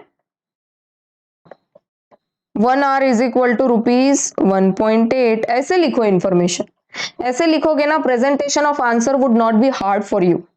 Next, standard time per unit is 20 seconds. एक यूनिट बनाने के लिए कितने सेकेंड्स लगते हैं? 20 सेकेंड्स लगते हैं। Mind me, these are seconds, है ना? कितने? 20 सेकेंड्स बोला है एक यूनिट बनाने को। तो एक मिनट में कितने यूनिट बनते होंगे पहले वो निकालो, ठीक है? 1 minute is equal to 60 seconds और यहां क्या दिए? 20 सेकेंड्स। तो निकाल लो 1 मिनट में कितने यूनिट्स बना पाएंगे ये लोग। 1 मिनट होता है 60 सेकेंड का, तो अगर 20 सेकेंड में ये बोल रहे कि 1 यूनिट बनता है तो पूरा 1 मिनट में कितने यूनिट बन जाएंगे? 1 मिनट में कितने यूनिट बन जाएंगे? कर दो, 20 divided by 60, sorry 60 divided by 20, ऐसा होता है ना क्रॉस मल्टीप्लीकेशन।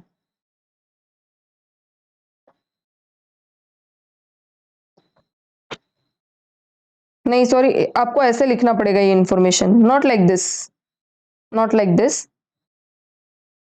डायरेक्टली लिख दो कितना, 1 मिनट में कितने सेकेंड्स होते हैं? 60 सेकेंड्स। तो निकाल दो 1 मिनट में कितने बन जाएंगे। तो 60 इंटू 1 डिवाइडेड बाय 20, तो 60 डिवाइडेड बाय 20 करना पड़ेगा। वो नीचे वाला थोड़ा सा ऐसा कंफ्यूजिंग है, देखो मेरे को भी हो रहा है, तो आपको तो ऐसा एकदम सिली है होना, बट थोड़ा ध्यान रखना पड़ेगा। क्या बोलते हैं? एक यूनिट बनाने को 20 सेकेंड्स लगते हैं, तो 1 मिनट में कितने सेकेंड्स होते हैं? 60 सेकेंड्स। तो 60 सेकेंड्स मैंने 20 सेकेंड्स के नीचे लिख दिए। अब बता दो वहां से कितने यूनिट बन पाए, कितने यूनिट्स बन पाएंगे? 60 डिवाइडेड बाय 20, 3 यूनिट्स। ये 3 यूनिट 1 मिनट में बन रहे हैं, ऐसे लिखो तो चलेगा क्या? 1 minute is equal to 3 units. अब 1 घंटे में कितने यूनिट्स बनेंगे?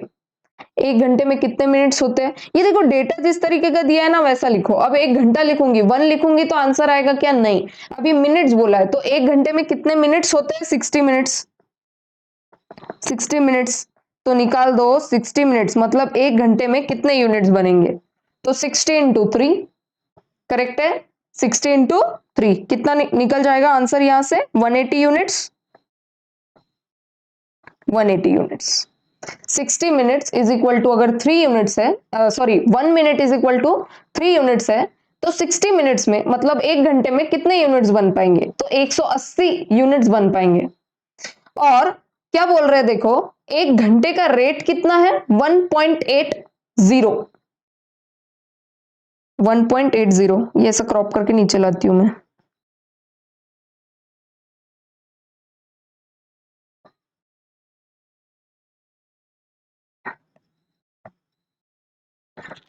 वन आवर, और यहां पे मैं ऐसे भी लिख सकती हूँ 1 आवर और 60 मिनट्स। 60 मिनट्स का रेट कितना है? 1.80। अब मुझे यहां से बताओ, क्या आप पर यूनिट रेट निकाल सकते हो? Third time revision, fourth time revision हो रहा है। 1 घंटे में 180 यूनिट, 1 घंटे का रेट है कितना? 1.80। तो निकाल दो 1 unit is equal to how much? 1 unit is equal to कितना रुपया होगा? तो ऐसे लिखो तो चलेगा, 1.80 डिवाइडेड बाय 180 यूनिट्स। तो 1 यूनिट का कितना दाम होगा? निकाल दो तो 1.8 डिवाइडेड बाय 180, 0.01 रुपीज, है ना? This is rupees. 0.01 per unit. समझ में आती है क्या बात आपको? ये देखो ऐसे ही निकाला है उन्होंने भी। अब पता नहीं आपको ये समझेगा कितना, but this is how it is done. अब जब अगर आपको ये समझ में आता है, कैलकुलेटर पे कर सकते हो, नो प्रॉब्लम। देखो टू टाइप्स के स्टूडेंट्स हो सकते हैं। एक तो मतलब ठीक है लॉजिक लगा के सॉल्व कर जाएंगे, नो प्रॉब्लम, तो आप डायरेक्ट कैलकुलेटर पे कर लो, या तो फिर ये सूटेबल है तो ये कर लो।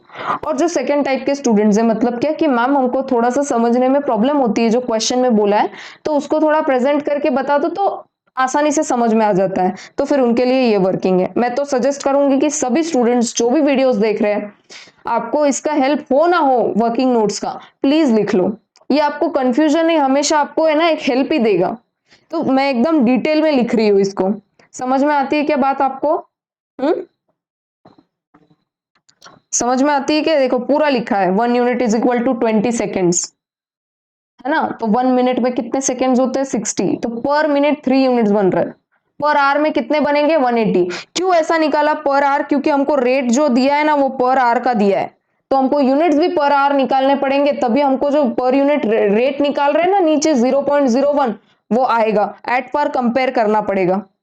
आप बोलोगे मैम दिए तो है यूनिट्स, 3 यूनिट्स है ना, निकाल लो उससे प्राइस। नहीं, 1 घंटे का रेट दिया है ना, तो 1 घंटे में यूनिट्स भी बताओ कितने प्रोड्यूस होंगे, तभी 1 घंटे का जो 1 घंटा बोल रही हूँ, 1 यूनिट का प्राइस निकल पाएगा बराबर से। समझ में आती है क्या बात? तो ये आ गया हमारा आंसर। ओके है, इसको मैं क्रॉप करती हूँ, थोड़ा सा बाजू में लिखती हूँ, और कुछ वर्किंग करनी है तो आसान हो जाएगा करने में सॉल्व। आई होप आप जो ऐसे क्वेश्चन नंबर्स है ना, कौन सा है? Question number 10। तो क्वेश्चन 10 पेज नंबर क्या है इसका? 112। आप ऐसे लिख रहे हो, मैं ऐसे मान रही हूँ कि आप ऐसे लिखते चल रहे हो, और जो भी नोटबुक का पेज नंबर है वो आपकी किताब में लिख रहे हो। आई होप ऐसा आप कर रहे हो, अच्छे से लिख रहे हो। तो अब वो क्या बोल रहे हैं? Earnings under straight piece method में निकालना है। अब क्या बोल रहे हैं वो? नॉर्मल रेट हमने यूज कर लिया, standard time per unit 20 seconds, यहां से हमने वो सब निकाल लिया, पर आवर वगैरह वगैरह जो भी। फिर उन्होंने बोल दिया differentials to be applied 80% of piece rate, 120% of piece rate. अब बोल रहे A produced 1300 units per day of 8 hours. अब वो देखो यहाँ क्या बोल रहे हैं, 1 day is equal to 8 hours, 1 day is equal to 8 hours, और उसने कितने यूनिट्स प्रोड्यूस किए हैं? एक्चुअल यूनिट्स 1300 यूनिट्स प्रोड्यूस किए हैं। गिवन इन्फॉर्मेशन है वो, अभी कुछ नहीं करना है, बस ऐसे लिख रही हूँ। 1300 यूनिट्स प्रोड्यूस किए हैं, एक दिन में कितने घंटे होते हैं? 8 घंटे। और क्या बोल रहे हैं, बी ने कितने प्रोड्यूस किए हैं? 1500 यूनिट्स। बी ने किए कितने? 1500 units per day of 8 hours. तो ये इंफॉर्मेशन तो दोनों के लिए सेम है कि 8 घंटे में, है ना, 1 डे में 8 घंटे होते हैं। अभी 180 जो अपना निकला है,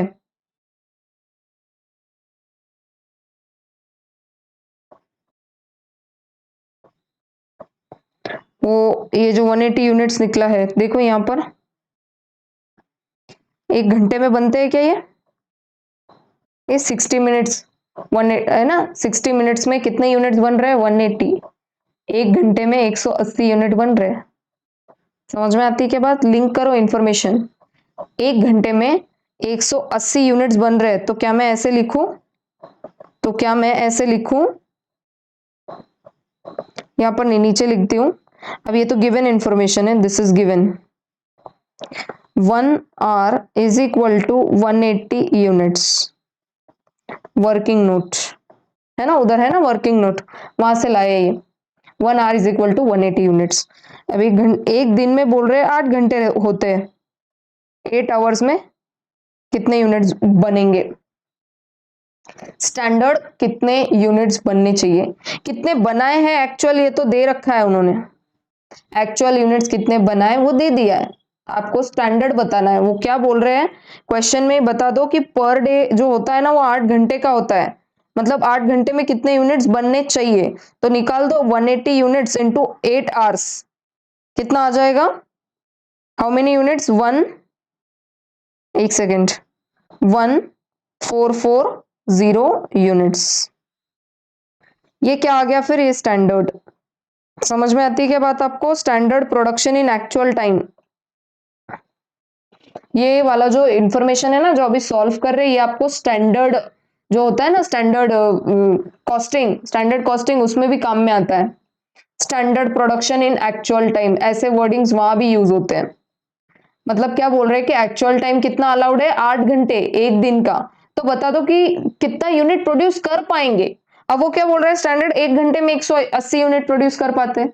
बोल रहे हैं एक दिन में 8 घंटे, बता दो कितना प्रोड्यूस कर पाएंगे स्टैंडर्ड। तो बोलते हैं 1440 यूनिट्स। पर एक्चुअल में प्रोड्यूस कितने किए हैं, 1300, मतलब कम किए हैं। ये देखो, ये आ गया स्टैंडर्ड, दिस इज स्टैंडर्ड। अब ये स्टैंडर्ड क्यों निकाला, क्योंकि हमको वो सब निकालना है, क्या, Taylor's differential piece rate system. उसके लिए निकालना पड़ेगा क्योंकि ये एफिशिएंट वर्कर है कि इनएफिशिएंट वर्कर है।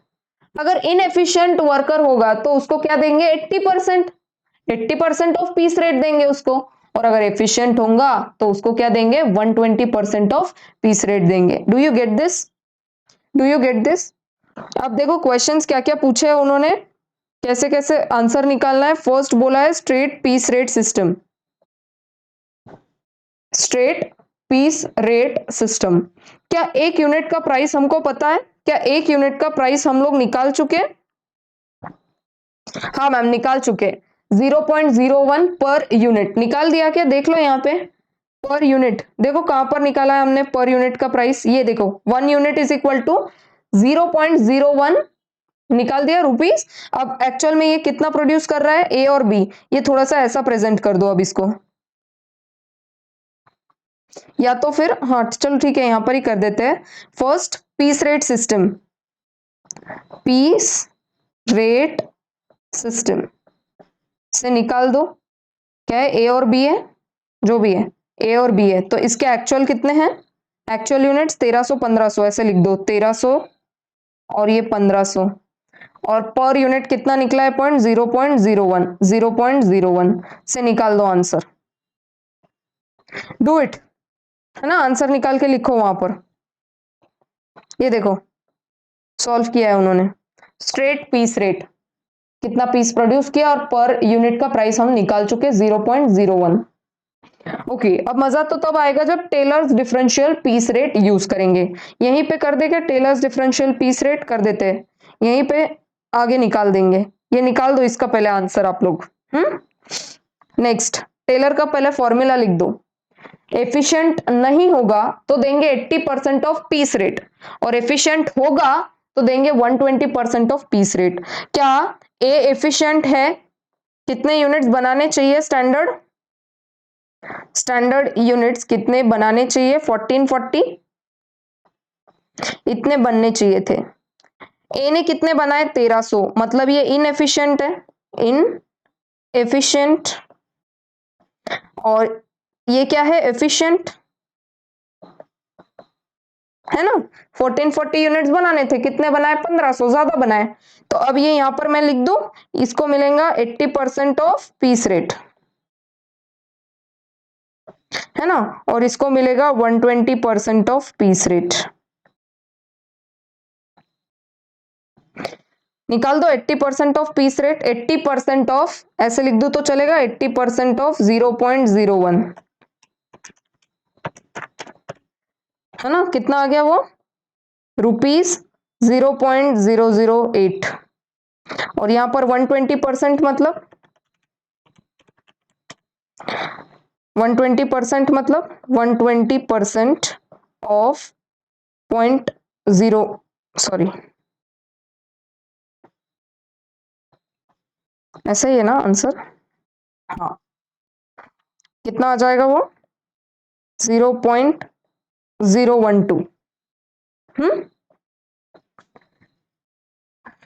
निकाल दो नंबर ऑफ पीसेस कितने हैं यहाँ पर, 1300 इंटू दिस और 1500 इंटू दिस, कर दो तो एक बार, निकाल दो आंसर। 10.4, टोटल 10.4 ऐसे ही आंसर आया है क्या, देखो इनका।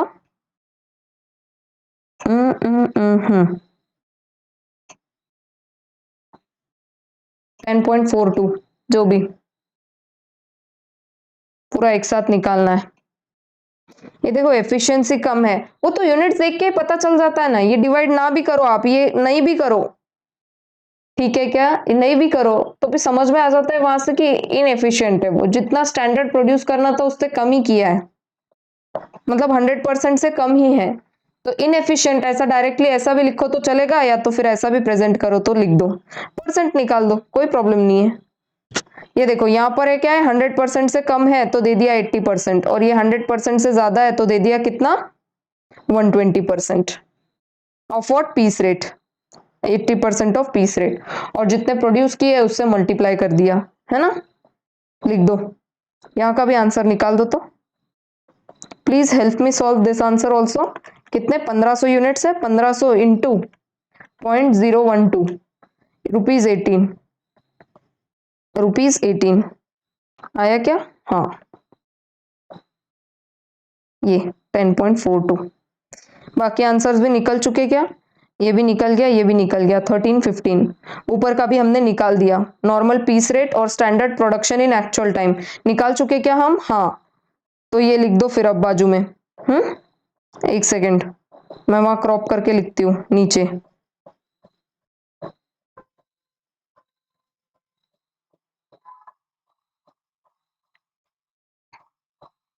कहाँ लिखूं, यहाँ पे लिख देती हूँ।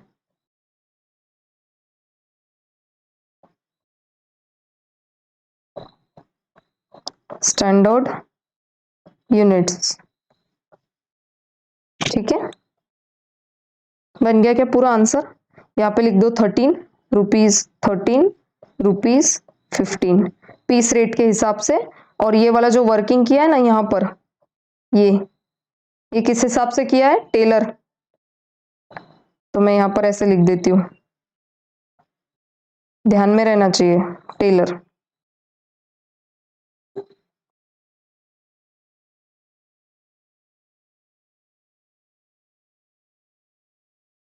TAYLOR, टेलर्स मेथड, पूरा लिख दो आप, चलेगा। तो समझ में आती है क्या बात, आपको लिखना है तो वो भी लिख दो ऐसा, परसेंट वाइज भी निकाल दो, कैसे, ये 1300 डिवाइडेड बाय 1440, 90.27% निकाल सकते हो आप, यहाँ पे लिख दो ऐसे, इनएफिशिएंट देयरफॉर 90.27%, मतलब 100% से कम है, और इसका कितना आया, 1500 डिवाइडेड बाय 1440 इंटू 100, मतलब कितना, 104%, 104.17%। बेस किसको लेना है, इसको, ये इसको बेस लेना है, ठीक है, 1440 को बेस लेना है, तब जाके वो परसेंटेज निकल जाएगा। और वैसे भी पता चल ही जाता है इनएफिशिएंट है, 1440 बनाना था, 1300 बनाया, ये नहीं, इनएफिशिएंट है, तो 80% ऑफ पीस रेट लेंगे टेलर्स मेथड के हिसाब से, ठीक है क्या, मैं जूम करूँ स्क्रीन अभी, कॉपी कर लो एक बार, क्वेश्चन नंबर 10।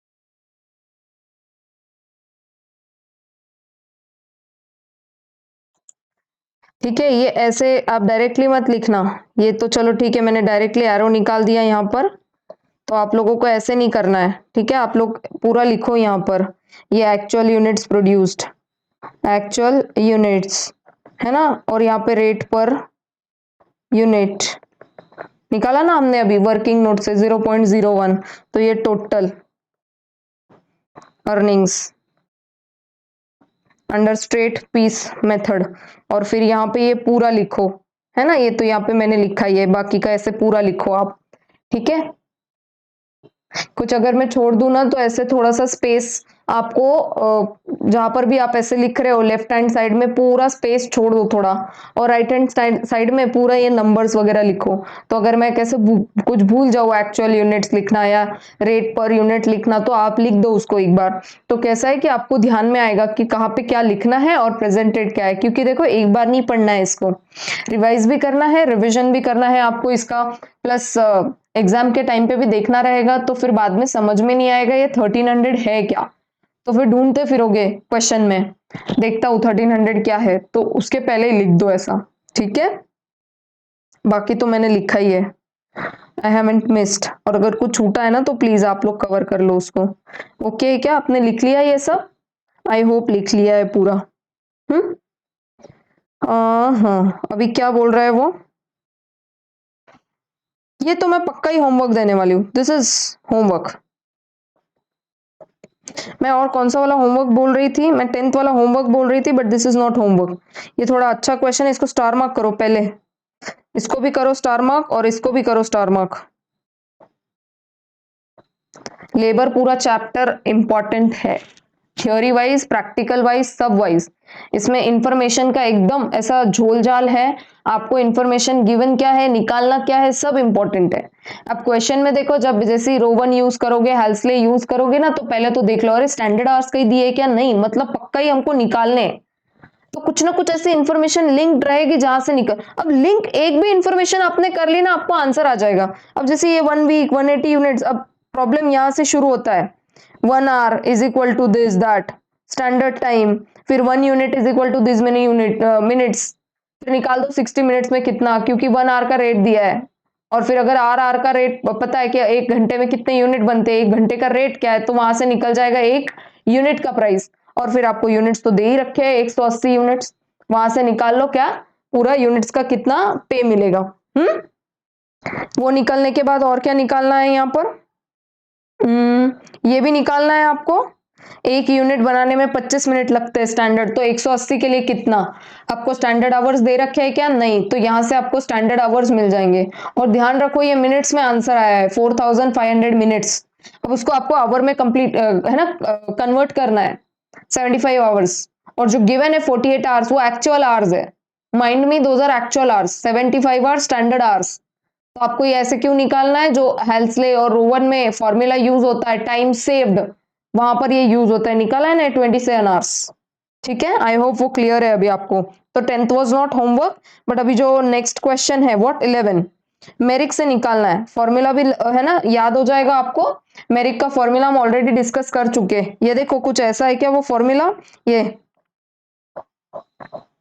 कैसा कैसा देंगे उनको, तो ट्राई करना है आपको इसको।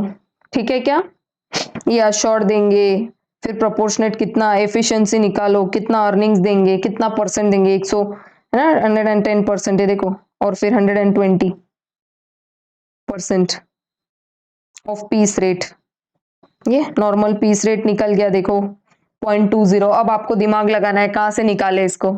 ठीक है, आई होप है ना, I think the information is directly given, पर आवर का यूनिट्स दे दिया, पर आवर का रेट दे दिया, तो क्या पर यूनिट का रेट निकल सकता है यहाँ से, हाँ 1.20 divided by 6 per unit rate निकल गया। स्टैंडर्ड प्रोडक्शन कैसे निकालेंगे, स्टैंडर्ड प्रोडक्शन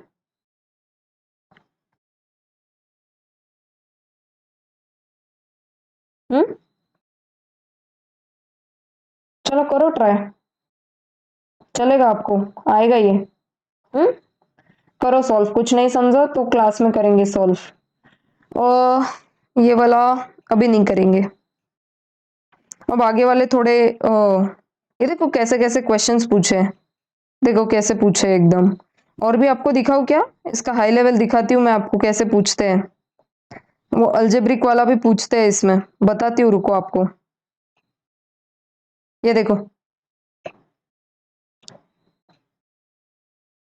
एक्चुअली रो वन का फॉर्मूला ही यूज किया है, बट कुछ इन्फॉर्मेशन, कौन से स्टैंडर्ड, स्टैंडर्ड नहीं, एक्चुअल आवर्स टेकन, वो इन्फॉर्मेशन दी नहीं है। ये देखो निकाले है उन्होंने, एक्चुअल टाइम ये निकाला है, वो पता नहीं है, तो ये देखो ये पूरा ऐसे सॉल्व करके निकाला है। बहुत अच्छे क्वेश्चंस पूछे हैं, प्लस इसमें कितने क्वेश्चन है पता है आपको? 25। तो मैं एक साथ कवर करूंगी तो आपको वैसे भी आप एग्जॉस्ट हो जाओगे, समझ, ज्यादा इन्वेस्ट नहीं। और जितने भी क्वेश्चंस डिस्कस हो रहे हैं क्लास के बाद, प्लीज एक आधा दो क्वेश्चन खुद से सॉल्व करने का ट्राई करो। अगर नहीं ना, अगर पैटर्न नहीं बनेगा, अगर आप रेगुलर प्रैक्टिस नहीं कर पाओगे इसका, तो फिर भूलना शुरू हो जाएगा। और एक बार अगर भूलना शुरू हो गया तो फिर I also can not help you. ठीक है, मैं अपनी तरफ से पूरी कोशिश कर रही हूँ, ये देखो एकदम एक एक वर्ड को अच्छे से समझा पाऊं। जहां पर मुझे भी नहीं समझ आता ना कैसे प्रेजेंट करूं, तो मैं थोड़ा पॉज लेके बता देती हूँ फिर। ठीक है, कभी कभी लगता है अरे इसको कैसे बताऊं मैं, how do I make you understand कि कैसे किया है। अब देखो कैसे सॉल्व किया है इन्होंने, देखो तो आप देख लो। हाँ, ये इंफॉर्मेशन को 3 लाइन में 4 लाइन में खत्म कर दिया, 3-4 लाइन में ही खत्म कर दिया। ऐसा पढ़ा दूं डायरेक्टली कि ऐसा निकाल दो, डायरेक्ट ये डिवाइड कर लो, फिर इसको मल्टीप्लाई कर लो, फिर ये है ना, इससे ये करके ये आपको पर पीस रेट निकल जाएगा 0.01। ठीक है, और उसके बाद स्टैंडर्ड निकालना है ना, देखो ऐसे निकाल लो। तो अगर ये 4 लाइन में खत्म हो गया ना ऐसे आंसर, तो बस ये एक क्वेश्चन को हमने करीब आधा घंटा डिस्कस किया होगा। ठीक है क्या? पूरा ये देखो 0.1 निकालने के लिए कितना सारा लगा है हमको, एफर्ट देखो कितने लगे। ये 0.1, उसके बाद ये 40 और उसके बाद ये वाला आंसर। तो आपको समझना है कि कैसे निकाल रहे हैं दो इसको। ठीक है, ओके। 9th वाला भी आई होप समझ में आया है, बहुत अच्छा क्वेश्चन था, प्लीज स्टार मार्क कर लो इसको भी। ठीक है, बहुत अच्छा खासा इंफॉर्मेशन को घुमा के दिया है। यहाँ पर आपको नोट डालना है तो डाल लो नोट। ये जो 48 आवर्स है ना, ये एक्चुअल है, ये एक्चुअल है। और निकालना आपको, स्टैंडर्ड पता नहीं है, स्टैंडर्ड आवर्स आपको पता है क्या? नहीं, तो वो निकालने हैं आपको, तो उसका वर्किंग करना है। फिर आपको कितना आ गया वो, हमारे इसमें 75 आवर्स आया ना। कंफर्म करना इज ज्यादा बेटर। 75 आवर्स, हाँ 75 आवर्स स्टैंडर्ड आया है। ये इसलिए निकाला है टाइम सेव्ड के लिए। और इन्फॉर्मेशन अगर आपको लगता है कहां से शुरू करें, तो देखो पर पीस रेट निकालना है तो एक पीस को बनाने में 25 मिनट लगते हैं। यहां से शुरुआत करोगे ना, एंड तक बराबर से आंसर आता जाएगा, आपका अपने आप आता जाएगा। You need not worry about that. ठीक है, okay ma'am, will do that. Question number 8, अच्छा क्वेश्चन था कि ये, हाँ इसमें मैंने बस बोल दिया था 50% के बदले आपको 30% जो गिवन है वही इंफॉर्मेशन को यूज करना है। क्वेश्चन नंबर 7 हो गया। चलो ठीक है, अभी एक बार ऊपर आ जाओ तो कहां पर क्या बचा था अपना? ये ग्रुप बोनस प्लान, ये बचा था क्या? ग्रुप बोनस प्लान पढ़ते क्या इसको? पढ़ो तो। जो ऊपर डिस्कस किए है वो क्या है? इंडिविजुअल बोनस प्लान्स है। Many a times output of individuals can not be measured. एक कभी कभी ऐसा होता है कि इंडिविजुअल्स का जो आउटपुट है नहीं मेजर कर पाते। Similarly output of individual is dependent on the performance of the group. होता है ना कभी कभी कि ग्रुप एक्टिविटी हो रही है, तो सबका ग्रुप है ना, जीडी होता है, देखो कभी कभी ग्रुप डिस्कशन कर रहे हैं, तो परफॉर्मेंस ग्रुप पे डिपेंड है कि ग्रुप कैसा परफॉर्म करता है। तो यहां पर भी बोल रहे हैं कभी कभी परफॉर्मेंस ग्रुप पे डिपेंड करता है। In such cases rather than implementing individual bonus systems, group bonus system is implemented. Individual के बदले group. The total amount of bonus which is determined according to productivity then can be shared equally or in agreed proportion। एक बार पहले bonus निकाल दो group का कितना है। समझो ग्रुप का बोनस आ गया, ऐसे समझो 1200, और ग्रुप में कितने लोग हैं? 8। There are 8 people in group. तो फिर क्या करो, एक तो ऐसे पूरा निकाल दो, ग्रुप का बोनस कितना आया है? 1200 डिवाइडेड बाय कितने लोग हैं? 8। निकाल दो फिर, है ना, कितना आ गया फिर वो? 1200 डिवाइडेड बाय 8, तो आ गया 150 पर एम्प्लॉय। 8 लोग हैं ना, सबको 150 150 150 बांट दो। या तो कोई अगर प्रोपोर्शन दिया हुआ है तो उसमें शेयर्ड इक्वली और इन अग्रीड प्रोपोर्शन। ऐसा है कि 3:2:1 और 4 है ना 5:7, ऐसा कुछ अगर प्रोपोर्शन है तो वैसा। द मेन ऑब्जेक्ट्स क्या है देखो, ऑब्जेक्ट्स क्या क्या है उसके, ऑब्जेक्ट्स ऑब्जेक्ट्स ऑब्जेक्ट्स। ग्रुप के मेन ऑब्जेक्टिव्स क्या क्या है, तो बोलते हैं टीम स्पिरिट। टीम स्पिरिट, पूरे टीम एक साथ काम करेगी, टीम का स्पिरिट दिखेगा। फिर what, elimination of excessive waste of material and time. कोई अगर एक एम्प्लॉय को है ना चोट लग गई, कुछ थोड़ा सा बीमार हो गया फैक्ट्री में, चलो उसका काम कोई और कर लेगा एज अ ग्रुप, और ग्रुप लीडर होगा ना वो होने नहीं देगा वेस्ट टाइम। ठीक है, तो बोलते हैं elimination of excessive waste of material and time, क्योंकि ग्रुप बोनस मिलने वाला है। देखो ग्रुप को अच्छा परफॉर्म करना जरूरी है। Recognition of group efforts, efforts लगे सब, टीम स्पिरिट, ग्रुप एफर्ट, फिर what, elimination of waste, improving productivity. 4 points है, मैं पढ़ लूंगी कोई प्रॉब्लम नहीं है, बट बार बार अगर थोड़ा सा देखते जाओगे, 4-5 क्वेश्चन थियोरी के, 1-2 प्रैक्टिकल क्वेश्चन, थोड़ा ऐसे करते चलोगे ना, हैबिट में रहोगे तो फिर आपको याद रहेगा, नो प्रॉब्लम, कोई प्रॉब्लम नहीं होगी एग्जाम में। ये क्या है देखो ना, टीम स्पिरिट, ग्रुप एफर्ट्स, उसके बाद एलिमिनेशन ऑफ वेस्ट, और क्या, improving productivity. Differentiate group bonus schemes in use R S follows, क्या क्या है, बजटेड एक्सपेंसेस बोनस, पढ़ो तो, पढ़ लो। बोनस दिया जाता है, एक्चुअल को कंपेयर करेंगे, बजट को कंपेयर करेंगे और बोनस देंगे बेस्ड ऑन सेविंग्स। स्टैंडर्ड कितना सेट किया था, एक्चुअल कितना यूज किया, तो दोनों का जो भी सेविंग्स रहेगा उसका बोनस देंगे। कॉस्ट एफिशिएंसी बोनस, देखो क्या बोल रहे हैं, standards are set for expense like material, labour, overheads. The actual expenditure against the standard is measured, and if there is a saving in actual expenditure as compared to standards, a portion of savings is distributed as bonus. Cost efficiency bonus में बस ये 3 word extra add कर दिए, material, labour, overhead. इनका actual standard और actual के साथ compare करेंगे और कुछ सेविंग होगा, if there are any savings, तो उस बेसिस पर उनको क्या देंगे, बोनस। ग्रुप का निकालेंगे और जितने नंबर मेंबर्स है उसमें डिवाइड कर देंगे उतने मेंबर से। ठीक है, next, Priestman system.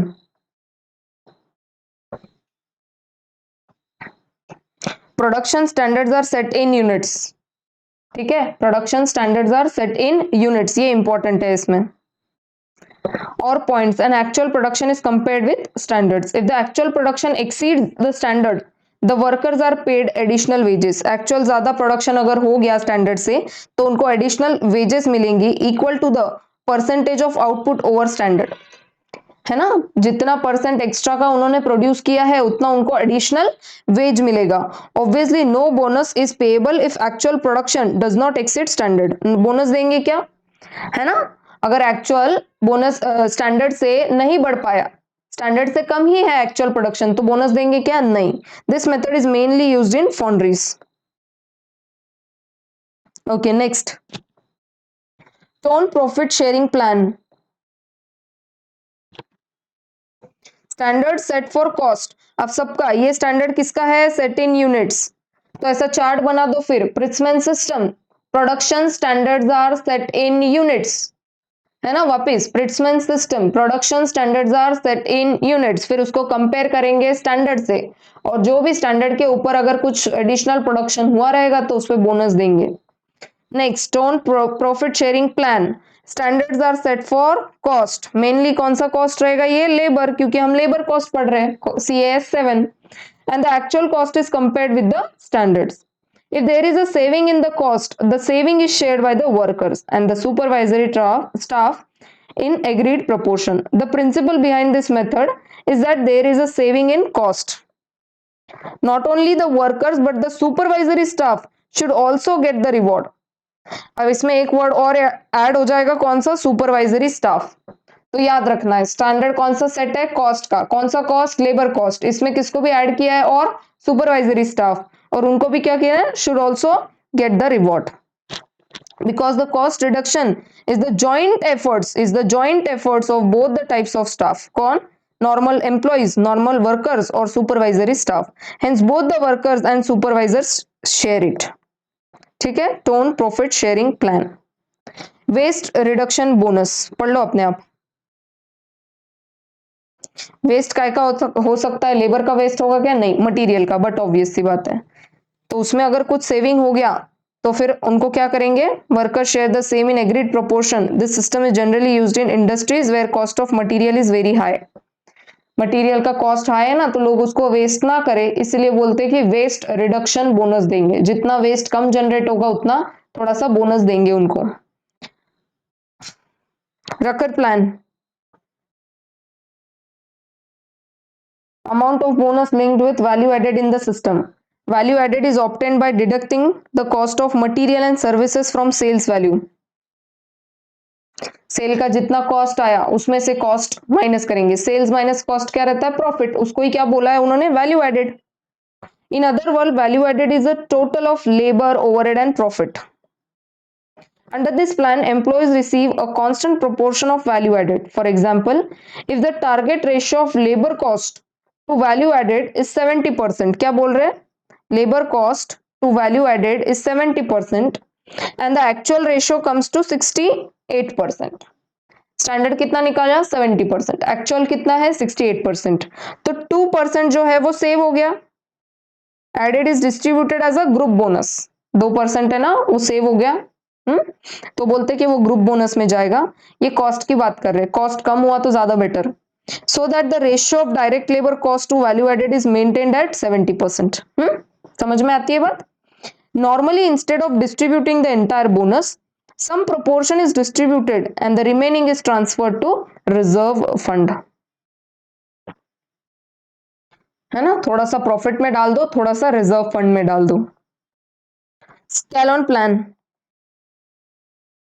this method is similar to Rucker plan as discussed above, except that the ratio of labor cost to sales is taken instead of labor cost to value added. ऊपर क्या लिया? labor cost to value added, है ना, ऊपर क्या लिया? labor cost to value added, और इस फॉर्मूला में क्या लेंगे?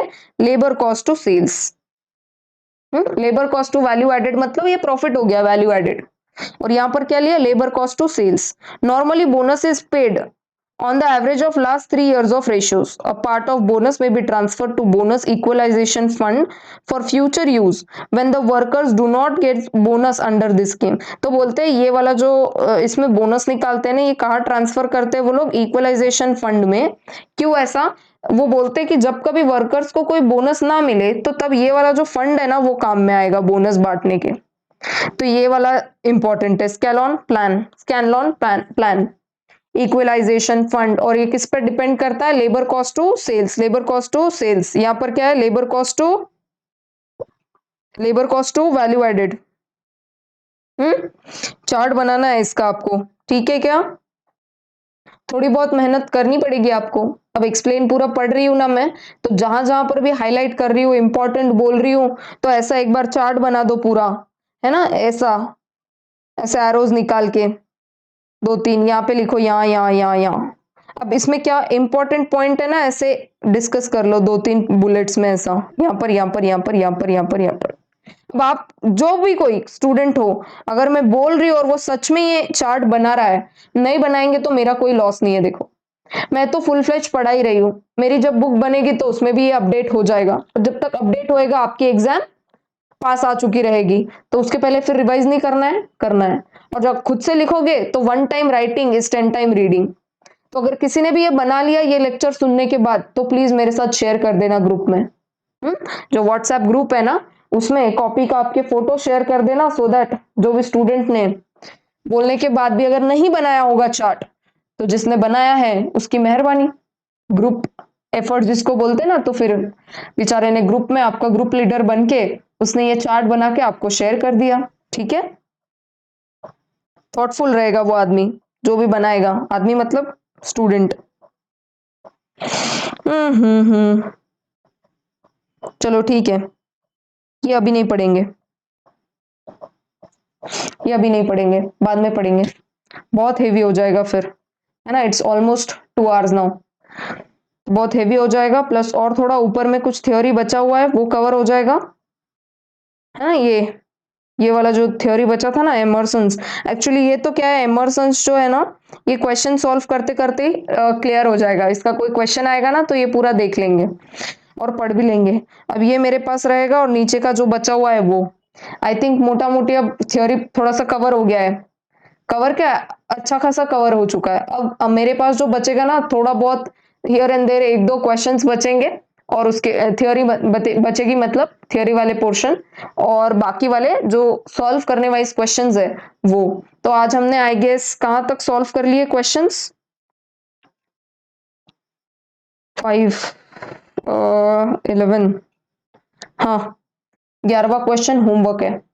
तो 11 क्वेश्चंस प्लस थ्योरी, समझ में आती है क्या बात? 11 क्वेश्चंस प्लस थ्योरी कंप्लीट हो चुके हैं। बचे हुए क्वेश्चंस आई गेट अभी और 2 लेक्चर्स लगने चाहिए बड़े वाले, मतलब 2-2 घंटे के।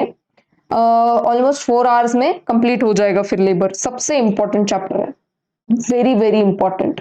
बाकी सब तो मटेरियल इजी था, है ना, LIFO FIFO, danger, maximum level, minimum level, pre order level, तो सारा फॉर्मूलाज था, इजी था वो। लीफो फीफो भी कंपैरेटिवली इजी था, इसमें दिमाग ज्यादा दौड़ाना है। तो लेबर का हर एक दिन एक क्वेश्चन तो देखना ही है पक्का, प्लस 2-3 थ्योरी वाले क्वेश्चंस देखने हैं। प्लस जैसा मैंने प्रीवियस वाले वीडियो में भी बोला था ना, चार्ट बना लो, टाइम बुकिंग, टाइम कीपिंग, है ना, टाइम मेजरमेंट, टाइम स्टडी क्या होता है उसका बना लो।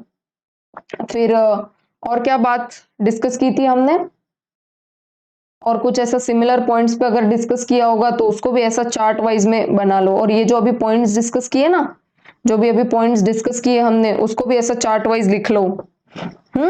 तो आपके लिए बहुत बड़ी हेल्प हो जाएगी। और अगर किसी ने बना लिया इस वीडियो को सुनने के बाद तो please do share that in the group, that would be help to every student, सबकी हेल्प हो जाएगी उससे। Okay then, that's it from my side in this video. Till I upload the very next video, you take care of yourself and bye bye.